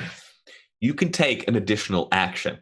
Okay. So as everything like kind of like sits to a standstill, you can do something. So El Gift Lamp is at the other side of the circular room. Oh, there's another.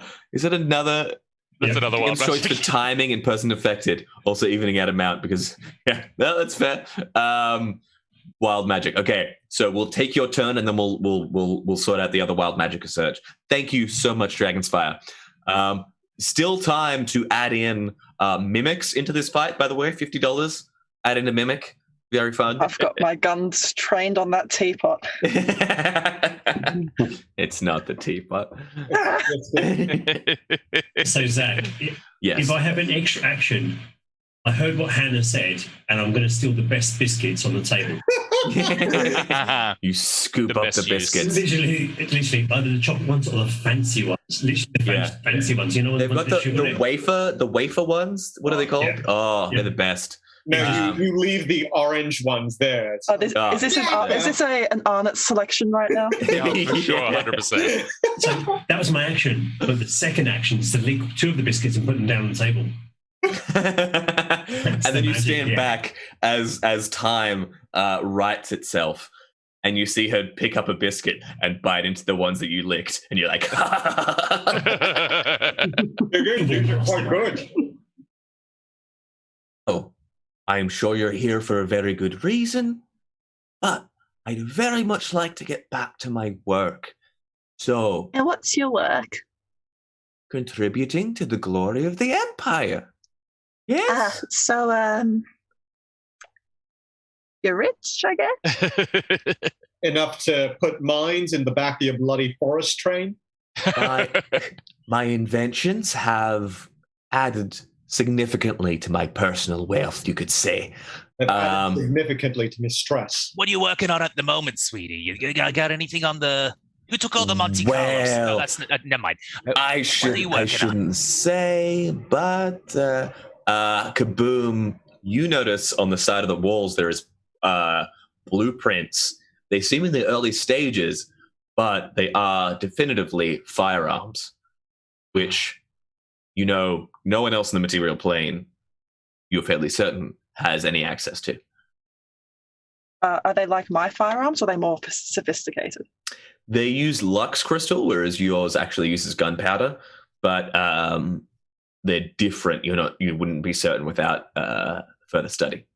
Lasers. Hey, Laser gun. that's pretty good.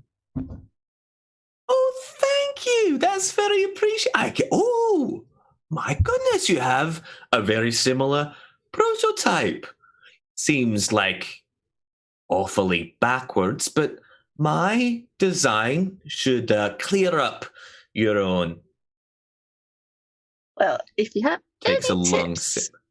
if you have any tips, I would love to learn from you. Oh, I would have so many tips for you. You seem a little behind the 8 ball, as we say. She takes another long sip and makes eye contact with you as she does. Excuse me, I have a wisdom 15. That's so lovely for you. That's so nice. Bless your heart. With your 15 wisdom. And Now, I try if you and, could all get the fuck off my train, it'd be very appreciated. I come up and take a biscuit, but as I do, can I sleight of hand to put one of the Lux crystals under the table? Yes, please do so. I'll let everyone do, as long as you're not making an outrightly attack. Yeah. I'll let you do something. So make a. Although if you do fail, you might cause this situation. I still haven't used the advantage which from before. I was Fantastic. saving that. I'm going to use it for this. I believe there's still a wild magic you reconcile Yeah, as well. and as thank you for mentioning. I was going to add it in as you. The first roll was a 1, so we're not taking that one, but I will take the 16 plus 3, so 19. 19. So, I'll let you choose, Kaboom, whether the wild magic surge, as you plant this crystal, which is unstable at the best of times, whether the wild magic surge affects you or it affects El Gearflamp.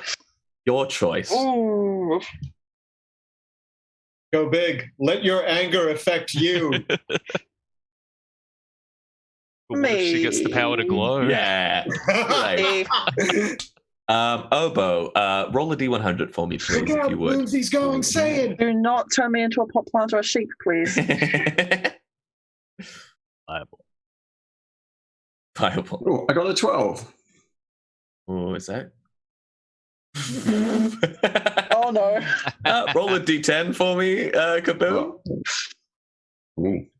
Okay. 6. 6.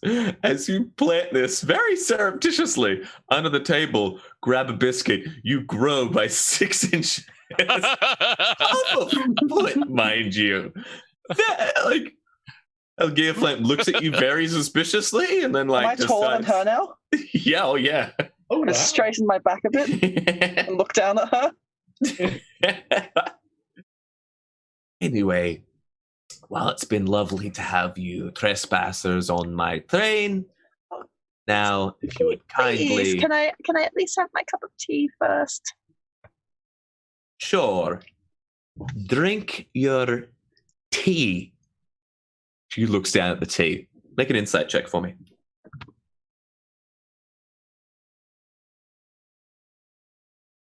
Insight?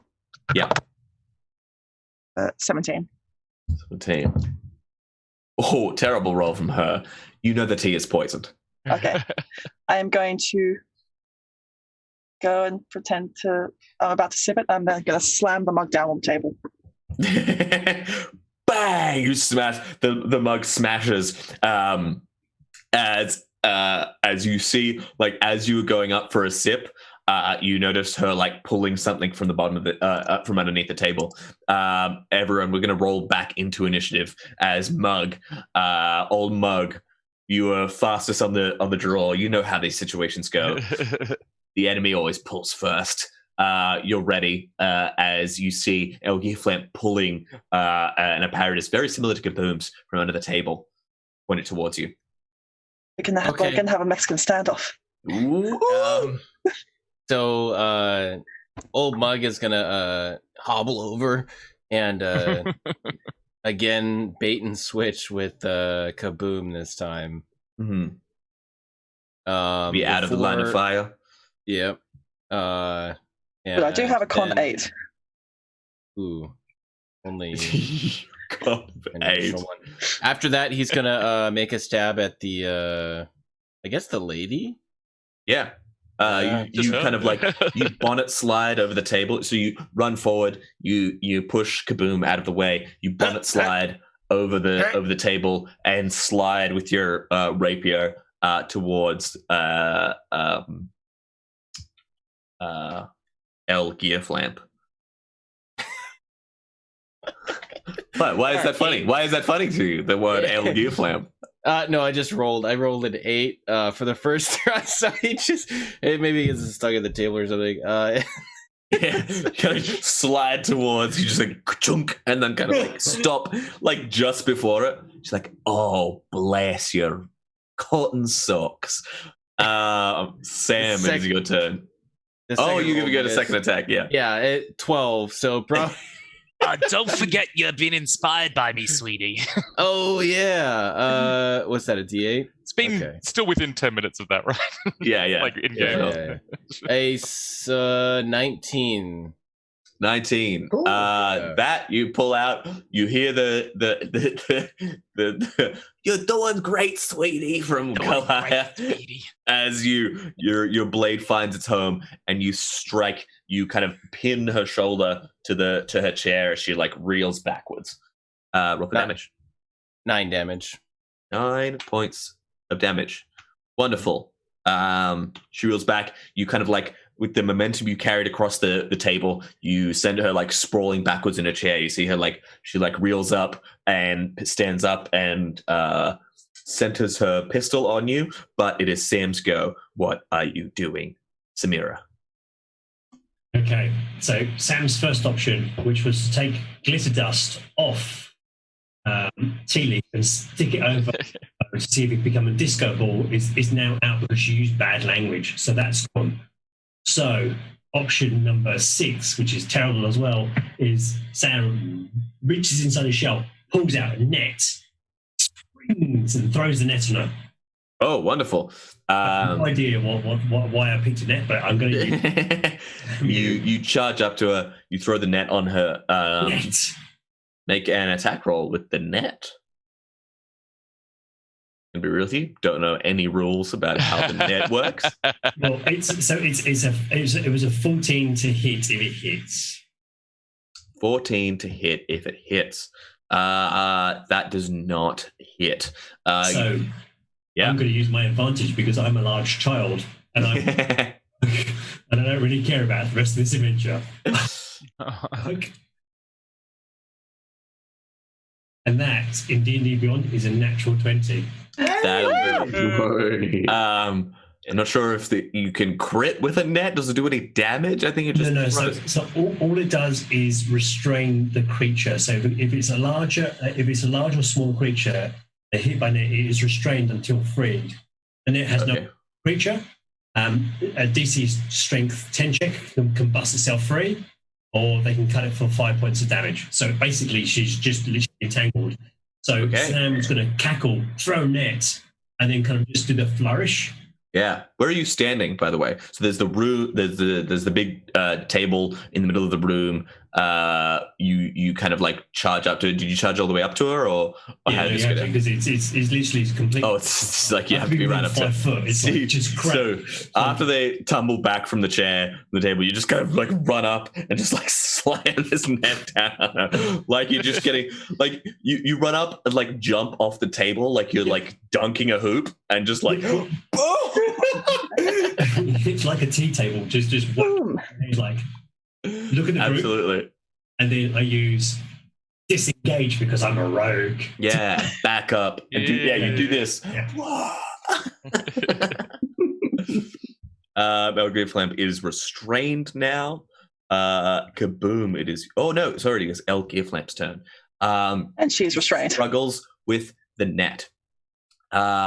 She takes a shot at disadvantage at Kaboom, her rival gunslinger. Oh. Although, I will say, Mug, you used your bait and switch to kind of like get in the way. So the shot will go towards you at disadvantage. 2 bad rolls. That is a 12 to hit. Oh. She kind of like in the net. She kind of like points the pistol towards you. You don't obviously dodge the shot, but you step aside as you can see her pistol finger kind of like squeeze down in the trigger. Oh, you move aside. The shot smashes through the glass. Wind starts howling through the window. She uses her bonus action. You see to Misty Step. Mist kind of like surrounds her and the net and then disappears. You see that above you there is a skylight, and she appears on top of the skylight and starts to like wriggle but can't get very far. Kaboom, it is your turn. So they said that they wanted her alive for her inventions. Yes. Taking her alive would be great. Taking her inventions would also be great. I'm taking those blueprints. Ooh, wonderful. You snatch them off the wall. I can say that's like a object interaction, but you have her inventions.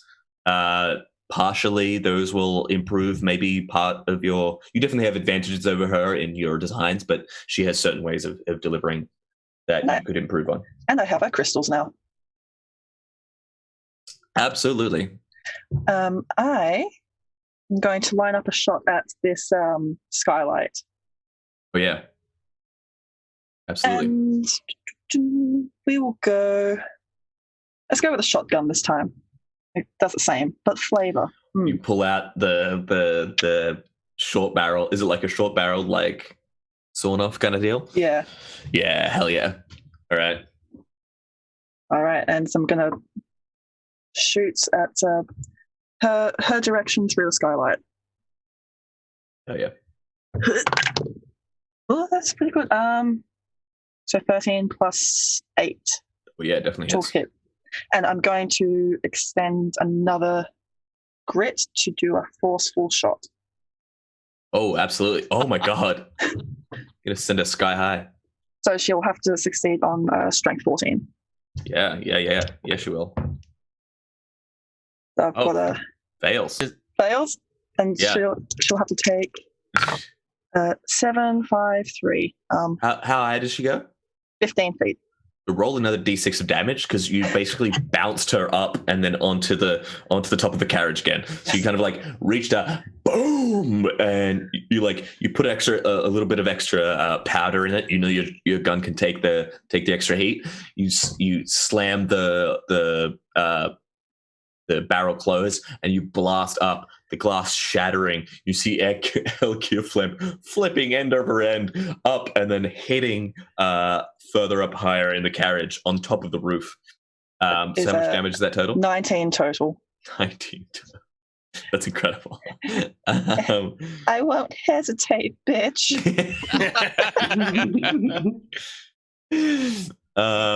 Incredible. Kalaya.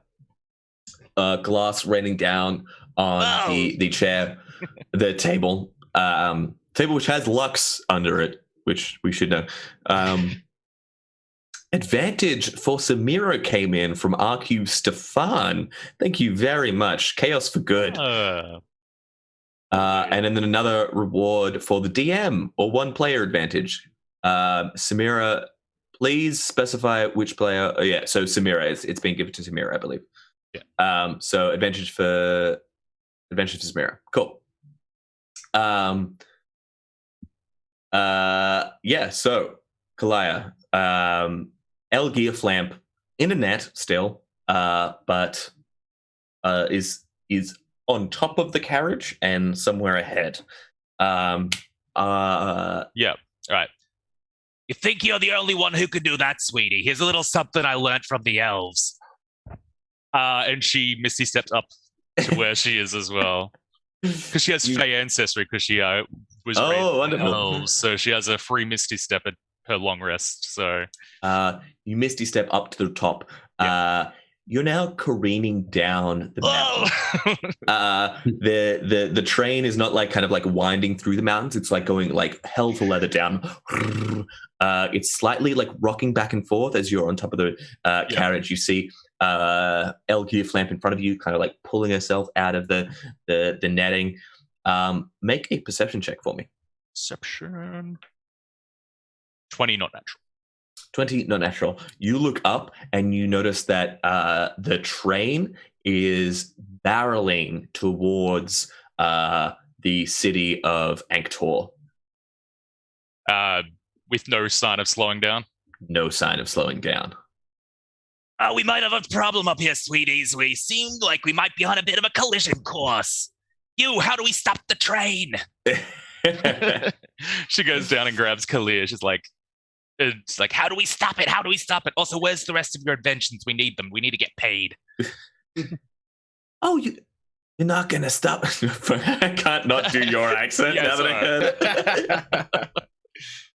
Honey. Oh, stop it now, lovely. It's we're going to crash into Anktor. The moment you landed on this train, I knew my time was at a short supply. So we're going to crash into that lovely city and we're going to take it down with you and you with me. And she flips you off. I use my action to push her down the hole back into the train carriage. Into the train carriage. You pretty easily do it. Roll with advantage. As long as you get above a 5. Was that a plus or just a flat roll? Roll athletics. Okay, that was 2 sixes in a row. So that's Oh my god! Yeah. Just push it back into the carriage. So I forgot. I could have been taking an extra attack on my turns. Oh no! Oh no! Hannah, it is your turn. However, at the end of Kalaya's turn, you see on top of the carriage a rusty-colored blade stab into the roof and drag itself onto the top. Pull itself. Jolly Roger pulls itself free. Our business is not yet concluded. You are not yet expulsioned from the train. Please leave the train. That could be a good way out. Kalaya's turn. Hannah, it is your turn. Okay, where we are there just like any engine controls or? Yes. So there is like a number of dials and switches and stuff at the front side of the of this carriage specifically, which is much shorter than the other carriage. It's only 15 feet long. You can run to the end of it and kind of you can make an intelligence check if you want to like decide what's what. Actually, I go up there and I'm looking around. It's like Strout, boy! And I see her like slam back into the carriage. Yeah. Biscuit Queen, how about a little bitter and command help? Ooh. What does she roll? A wisdom save. 14. Okay. She lands down, she looks at you, she's like, she opens her eyes wide. She says, the big red lever stops the train. Can I insight check, or is that another? Yeah, make an insight check. Oh no, that's an 8. Right, red lever. And as you grab onto it, you see as you pull, it comes free, and from the bottom of it come writhing tentacles. That was the mimic, my friend, and it latches onto your face.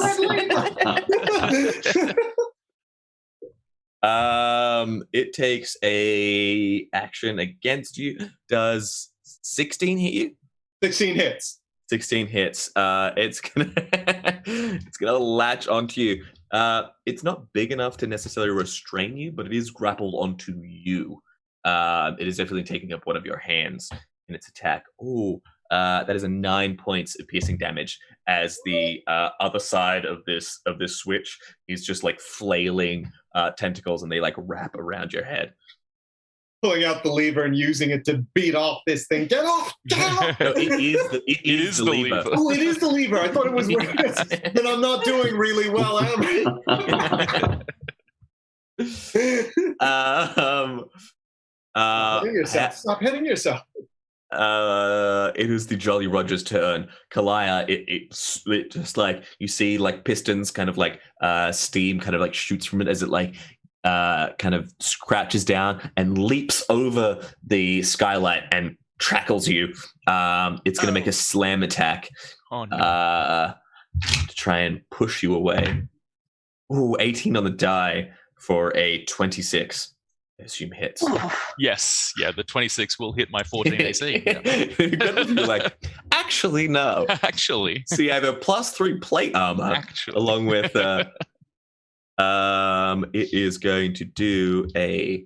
Where is my D8? Little buggers. For 7 points of bludgeoning damage, and you are pushed 15 feet back off the train. I need you. Well. I need you to make a strength saving throw. Strength saving throw. It's a 5. It's a 5. A strong 5 or how would you rate the 5? +0, yes. Yeah, 5 +0. You get 5 is standing on its own. She's an old woman. She's true. She's not the strongest.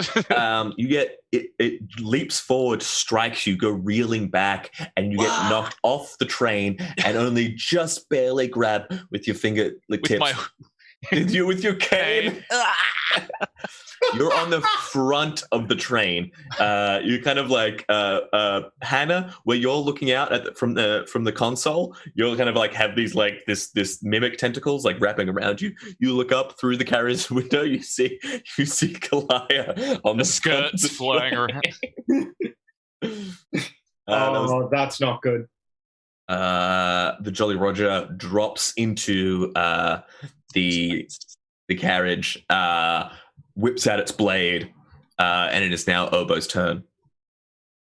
With the skylight now being open, I got a clear view of the sky up above. Can I, even though we're on a moving target, can I call down some lightning to strike? Absolutely. Yes. Oh, that's incredible. You like a full move.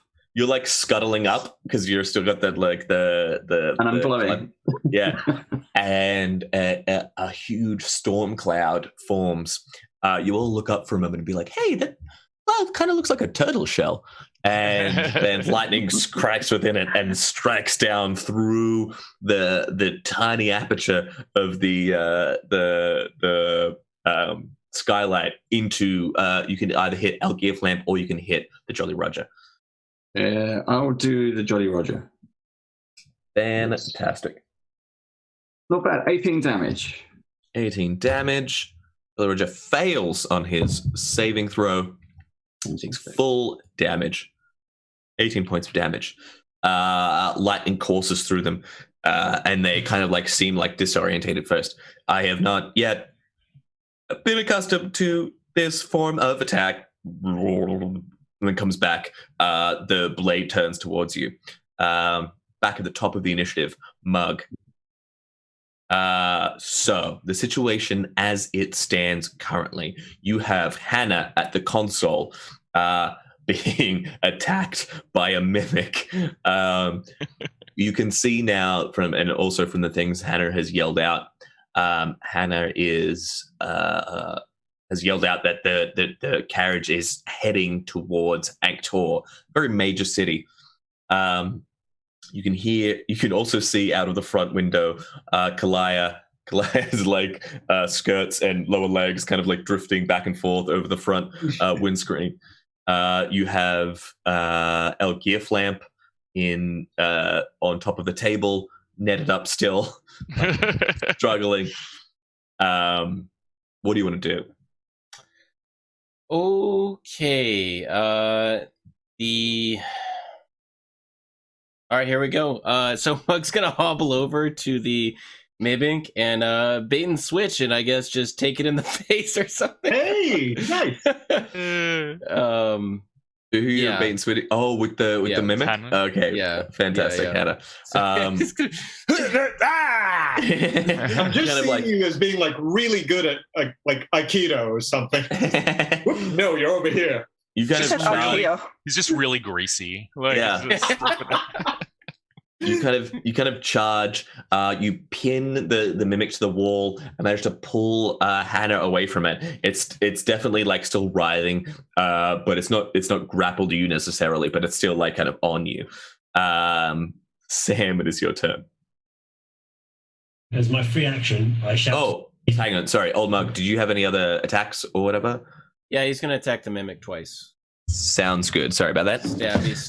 Stabby indeed. 14. 14 does hit the mimic. Yeah. 4 damage. He just like jamming it up against the wall. Black blood kind of like spurting across the carriage wall. Again, The 9 does not hit. 9 does not hit. Not a lot of creatures with negative AC below 10. Okay. Sam. Sorry. Yes, Sam. It is your turn. No, that's okay. As my free action, I scream at Tea Leaf that she's missed a spot as she's swinging. Very funny. What have we got in the carriage? I know there's something stuck to Hannah's face, which I have a solution for. So Old Mug has like pulled the mimic, the writhing tentacled creature, the mimic, Placed it on his face. and placed it basically on his own face, valiantly. Hannah is free, but Old Mug does have this on his face. You have the Jolly Roger and El Gearflamp the Jolly Roger is kind of taking a defensive position over El Gearflamp, who's on top of the table in the middle of the carriage. Tea and biscuits, by the way, have been the real casualties. No, save the shortbread creams. That's the biggest crime here. Okay, so I've always wanted to do this. So I reach into my shell again, kind of fumble around and pull out a javelin, because apparently there's an Australian thing about chucking a javvy. Chucking a javvy. Oh, what? I've Well, never the Australians are like, We made this up and made them all believe it on Tuesday. It was great. Oh, yes. You've run into the other Australian classic, which is convince everyone not from Australia that random shit is definitely an Australian tradition. Drop bears are totally got real. bamboozled. Never let anyone tell you otherwise. Yes. So, yes, chucking a javvy, absolutely. Yes, chucking a javvy is a real thing that we all do. Yes. Yes. A fair go cobber. Yeah. With that, I launch a 4x javelin at it. 4x javelins are really good. Yeah, bro. And it spins in slow motion. Fosters. Oh, I was about to say, if it's a Foster's javelin, it's not really a javvy. It's only a javvy if you do it from a shoe. Roll to attack. Okay. Who you aiming what at? I'm throwing at now. I'm just too busy. Yeah. What are you aiming at? Horribly wrong. There's the Jolly Roger. There's the Mimic. There's El Gearflamp as well. We were trying to. I'm waiting for stick a javelin for a Mimic. This will be excellent because it's going to go really well for Old Mug. Because I can just see him with this thing in his face like an alien. He's like. Yeah, absolutely. Yeah, throw it at the Mimic. To no mug. Attack roll. Old mug to whole mug. 24. And funny thing, I'm a rogue. It's close to an ally. It's sneak attack. Absolutely. You pick up your javelin, toss it overhand. You step it like Old Mug. You're kind of like grappling with this thing. You've like stabbed it once, this kind of thing, and this javelin just like strikes it dead against the wall. Well, what's your damage?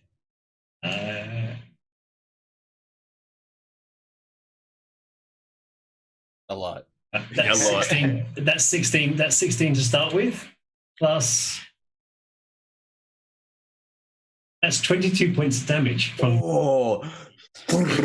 As it lands against the Mimic, pinning it to the wall. You see the tentacles.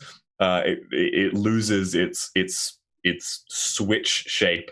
Any form it once had kind of like falls dead and like goes limp against the wall as the javvy stops vibrating.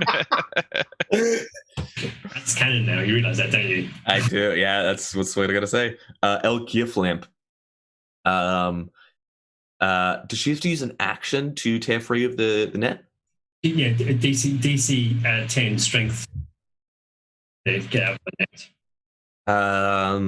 It's an action. Instead of that, she is going to. You see her like clap her hands together, and she's going to cast Thunder Wave. It's going to hit everyone in the immediate vicinity of the table. So anyone who hasn't moved already. Prince near the table. So Kaboom. I think you were because you like hadn't moved since you shot up. It's not Carlia who's the front. No. Very deliberately not Old Mug, and not Hannah who is up the front as well. So Sam and Obo for you two. Make Constitution saving throws for me. This is my fighter. I actually have a plus to that, which is nice. Another one not good. 6. 16. 10. So, Kaboom, you take 6 points of damage. The other two, you take 12 points of thunder damage as you also get launched back 10 feet. If I saved, I don't? Yes, you correct. What are you raising your hand for, Sam? Because I uncanny dodge, so I pick up all the biscuits and a tray and take half damage. Fantastic. Both of you, however, are knocked backwards. Make a luck check for me to see how how well we do, whether you get launched at a window or just launched at the wall. The window to the wall. To the window. Also, Hannah, next time you roll, you will be rolling with advantage. Yes. Thank you to Healed by Wounds. Thank you so much. I'm going to need it. What did you get for your Sam? What did you get for your luck check? 2. Through a window, you're barely holding on by the end of your hand. Your hand is holding on to jagged glass, streaming your body, streaming out the window itself. Obo, what'd you get? Mine seems to have stopped, so we are trying to roll it again. It's the first thing above 10, 15. Fantastic. Hey. You get launched against the wall. You get strike it, but your shell takes most of the blow. Okay, that is the where were we? I said L. You said L. Yeah. The mimic is dead. Kaboom! It is your turn. So kaboom! You're in the center of the room. You see Sam is like holding on. You see blood trailing out of their turtle fingers. And you like out of the carriage, wind blowing in. There is Jolly Roger standing there in a defensive position around El Gearflamp, who's on top of the table. At the front of the carriage, there is Old Mug as well as Hannah up near the kind of console. You also see the skirts and legs trailing of Kalaya. Okay. I'm going to be taking a really long turn. Moving towards the front of the carriage. As I get towards the front, turn around with the shotgun, one attack L. I will say you did specifically position the Lux crystal underneath the table, which El Gearflamp is now on, as well as the Jolly Roger is in a defensive position around her. Who else is near the table? No one now? Because everyone else got blasted away due to El Gearflamp's spell. Pretty good timing. Okay, I'll still shoot my first shot at her. Yep. Okay, that one is only going to be a 10, so I'm assuming it doesn't hit. Okay. Although roll with advantage because she's restrained. Okay. Still in the net. Still in the net. 13. 13, or it doesn't hit. No. Okay, so using that as a distraction, shotgun doesn't go off. Pulls out the pistol. Second attack at the crystal. Take the shot. You take the shot. The Jolly Roger kind of like stands in, blocks some of the shots. You take the pistol to like dead aim, and then what are you going to shoot at? The crystal. So you dead aim, and Jolly Roger kind of like stands in front, trying to like see where you drop, Just and then you shooting up and lowering, and then you like drop back to your back, so you get a proper angle underneath the shot because now you're too tall. And take a shot. Gonna have to change my designs. AC 10. Okay, that is a 19. Absolutely hits the and you see this explosion rip through the carriage. It takes out some of the flooring as well as blasts through the roof. This is the last you ever see of El Gearflamp and the Jolly Roger. Looks like El Gearflamp's blasting off again. Roll 3d12 damage for me, please. Okay. I should get my d12s up. She could still be alive. She might. 8 plus 6 plus 12. Oh my god! A disgusting amount of damage as El Gearflamp and the Jolly Roger get blown up out of the carriage. It's the last you probably will ever see of them. And now I am going to, just look up, and then I'm going to run to. I'm going to use my action surge to get an additional action. Yes. And run to the controls. Yep. So with your movement, you could easily have gotten to the controls, and with your extra action, you can, if you want to try and make an intelligence check to see if you can do anything about this. Proficient with land vehicles. Proficient with land vehicles. They told me it was useless. So make an intelligence check and then add your proficiency. I meet Boomsy going in the opposite direction as I'm rushing towards the window. Don't touch the red lever. Yeah. Stay away from the red levers. Just get a thumbs up. What's my proficiency? It'd be 4 at level 5. At level 5, wouldn't it? 3. Oh, 3. Oh, yeah. In that case, 18. 18. You managed to get a rudimentary knowledge of where the various controls are.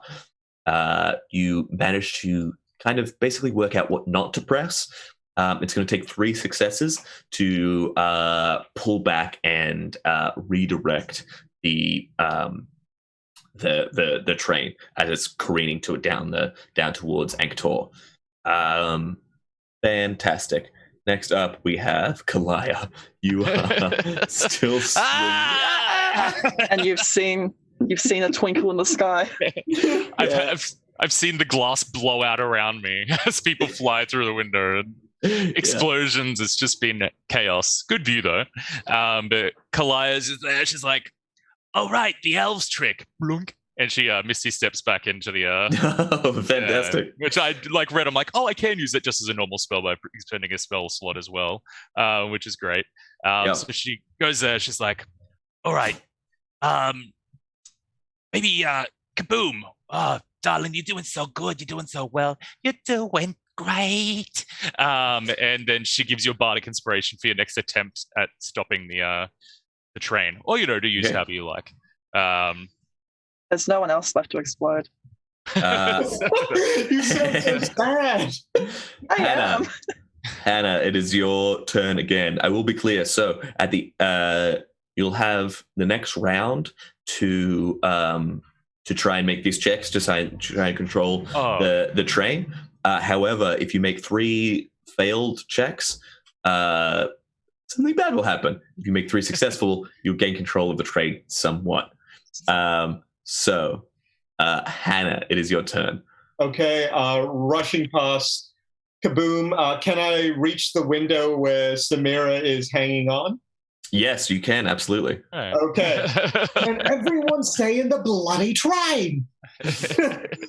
I grab his hand and I try and pull him in using that advantage with Heal by Wounds. Thank you so much. Thank you very much. There's no way I could have done this on my own. Yeah, make an athletics check with advantage. Okay. First one's at 13. Second one's at 13. 13 will do it. You managed to drag him out with Sam also clambering in. You managed to all kind of fall in a heap inside. Right. Glad you're alive. Pointing towards the engine where Kaboom is. Now, make with the mastermind. Oh my god! Hey! No! I think aren't we? Oh no! At the goal. We hit the largest donation for tonight by NBC DM with the donut comment. The train crashes into a sheep. So no lasting. I think let's make some really quick checks to see what happens. Whether you crash into the city or whether you crash into an outlying paddock.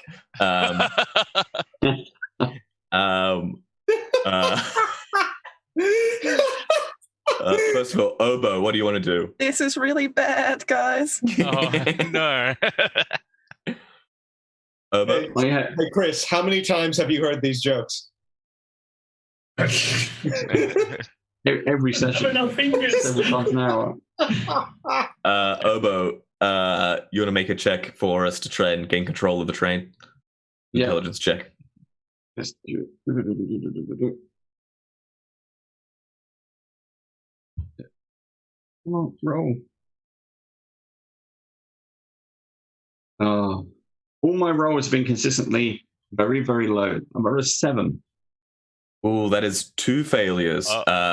So one of the failures was Hannah trying to pull the lever that turned into the mimic. There's 2 failures to 1 success, I believe. Mm-hmm. And I give advantage because I'm shouting. I'm shouting, no, not that button. Nope, nope. To your right. No, your other right. It is Mug's turn. Mug. Oh, shit. Okay, so Mug, being of low wisdom and low intelligence, does not have the foresight to let others handle this, so he's going to hobble over and be like, all right, let me show you how it's done. Boopity boopity boop. Is that an intelligence check to see if he pushes the right button? Or? Yep. Okay. Oh no. All right, that's an 8.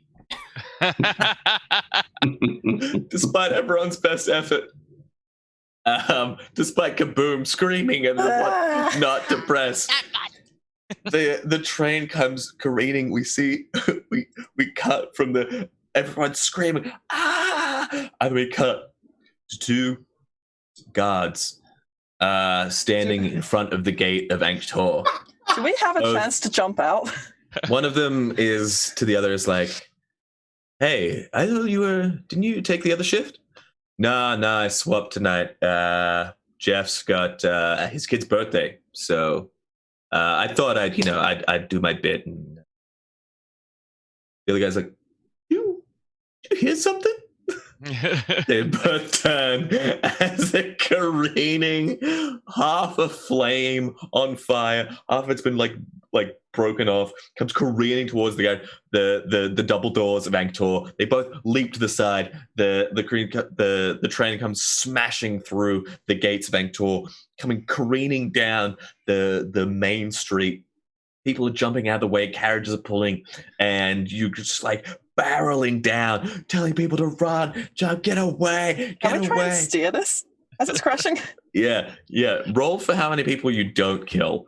Okay. Make another land vehicles check. You have bardic inspiration, remember? Okay, I will re-roll. No, do I add an extra? A D8. D8. Yeah, okay. Yeah. I'll probably need that. Okay, with the bardic inspiration that saved me, it comes to a 19. 19. You're yelling at people to get back. You see there's a farmer trying to bring his carriage across the road. He's like, and then he jumps free, and there's just one sheep. As it gets ooked. The train gets knocked high up and then into the broken, smashed out Skylight? The skylight, yeah.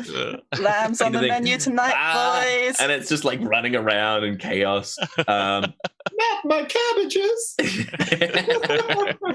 The train, the main street of Angkor runs straight from the main gates out into the docks. You run out into the docks and then out onto a pier itself. Can I drift? Oh no. You drift. Can I try and Tokyo drift us?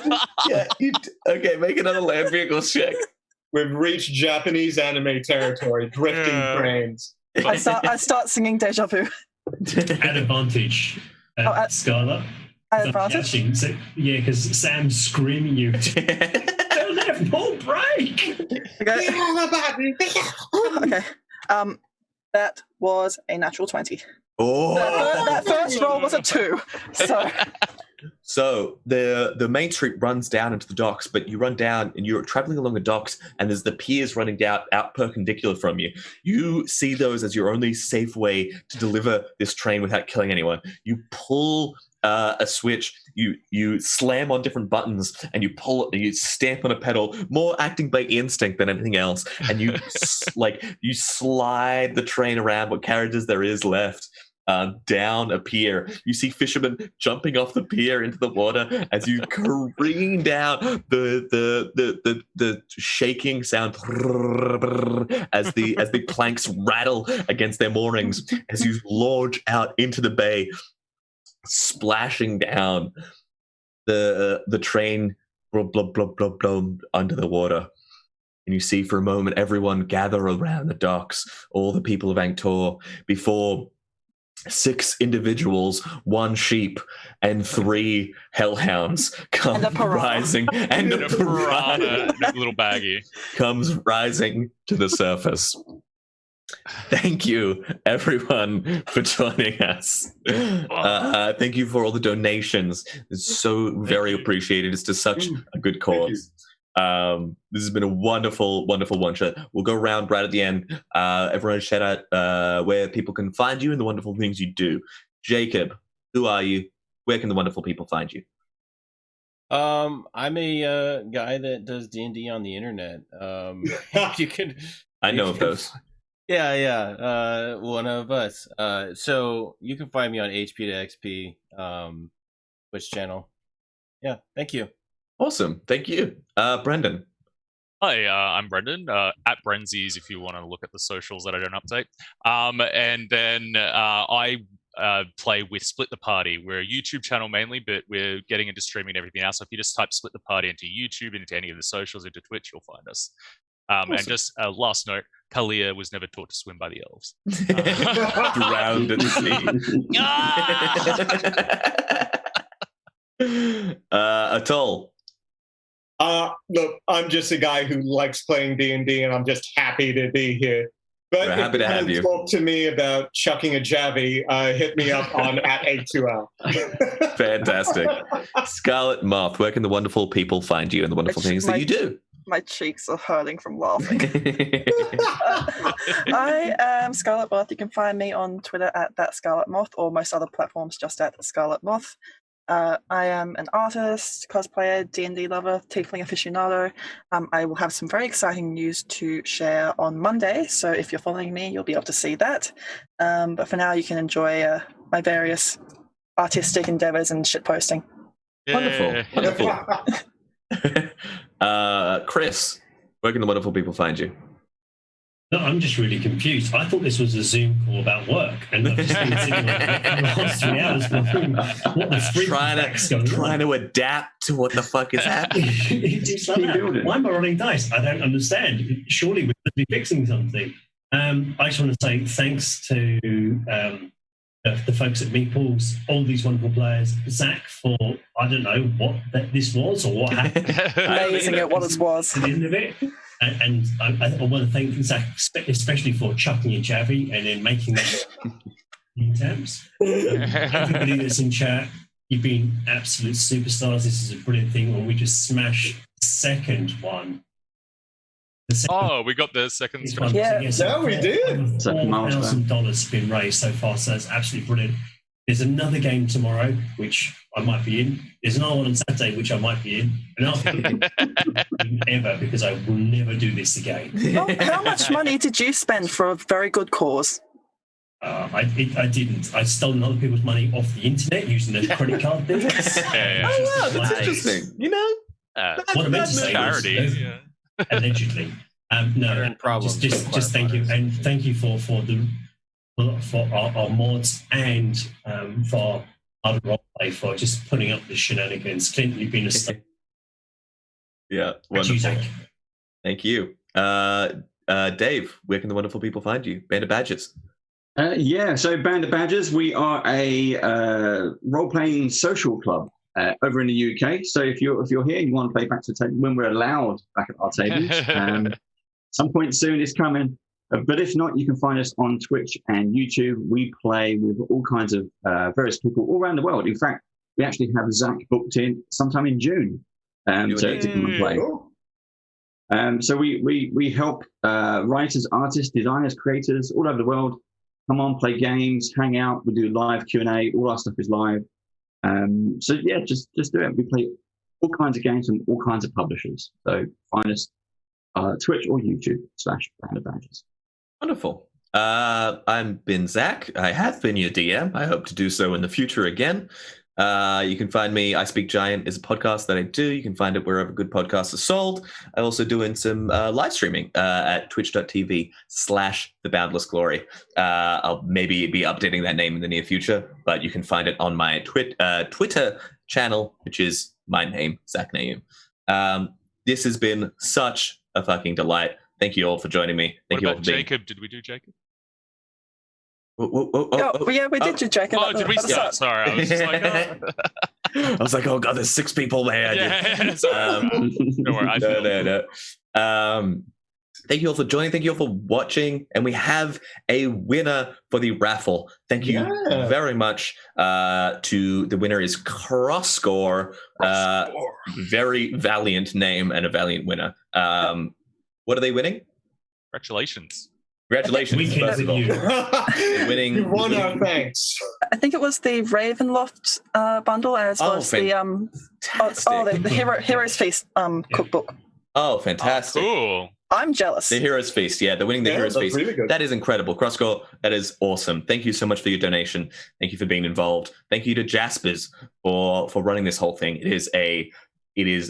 I've done a little bit of this kind of level of event making, and it is like blood, sweat, and tears from the people who volunteer. So thank you so much, everyone who put in that time and effort. Is really, really appreciated you doing a good cause. Thank you to everyone who donated. Yes, thank you to everyone who donated. So That is it is a wild time in the world lately, and so it is very appreciated what you can spare. It's going to a very, very good cause. Thank you so much. But now, I believe we're the last one of the day, but more D&D is on the way tomorrow and the next day. Can we pan out across the ocean to see Elle and Jolly Roger having landed there? Blasting up again! Yeah. I'll get them next time. They're just like drifting. They're just shaking their fists as they go past. He's like, I've adapted for this in a flotation device. Just little floaties on his arms. Yeah. Yeah. Aww, that's great. All right. Thank you so much, everyone. We'll catch you next time. Love you all. Bye. Bye. Bye-bye. Bye-bye now.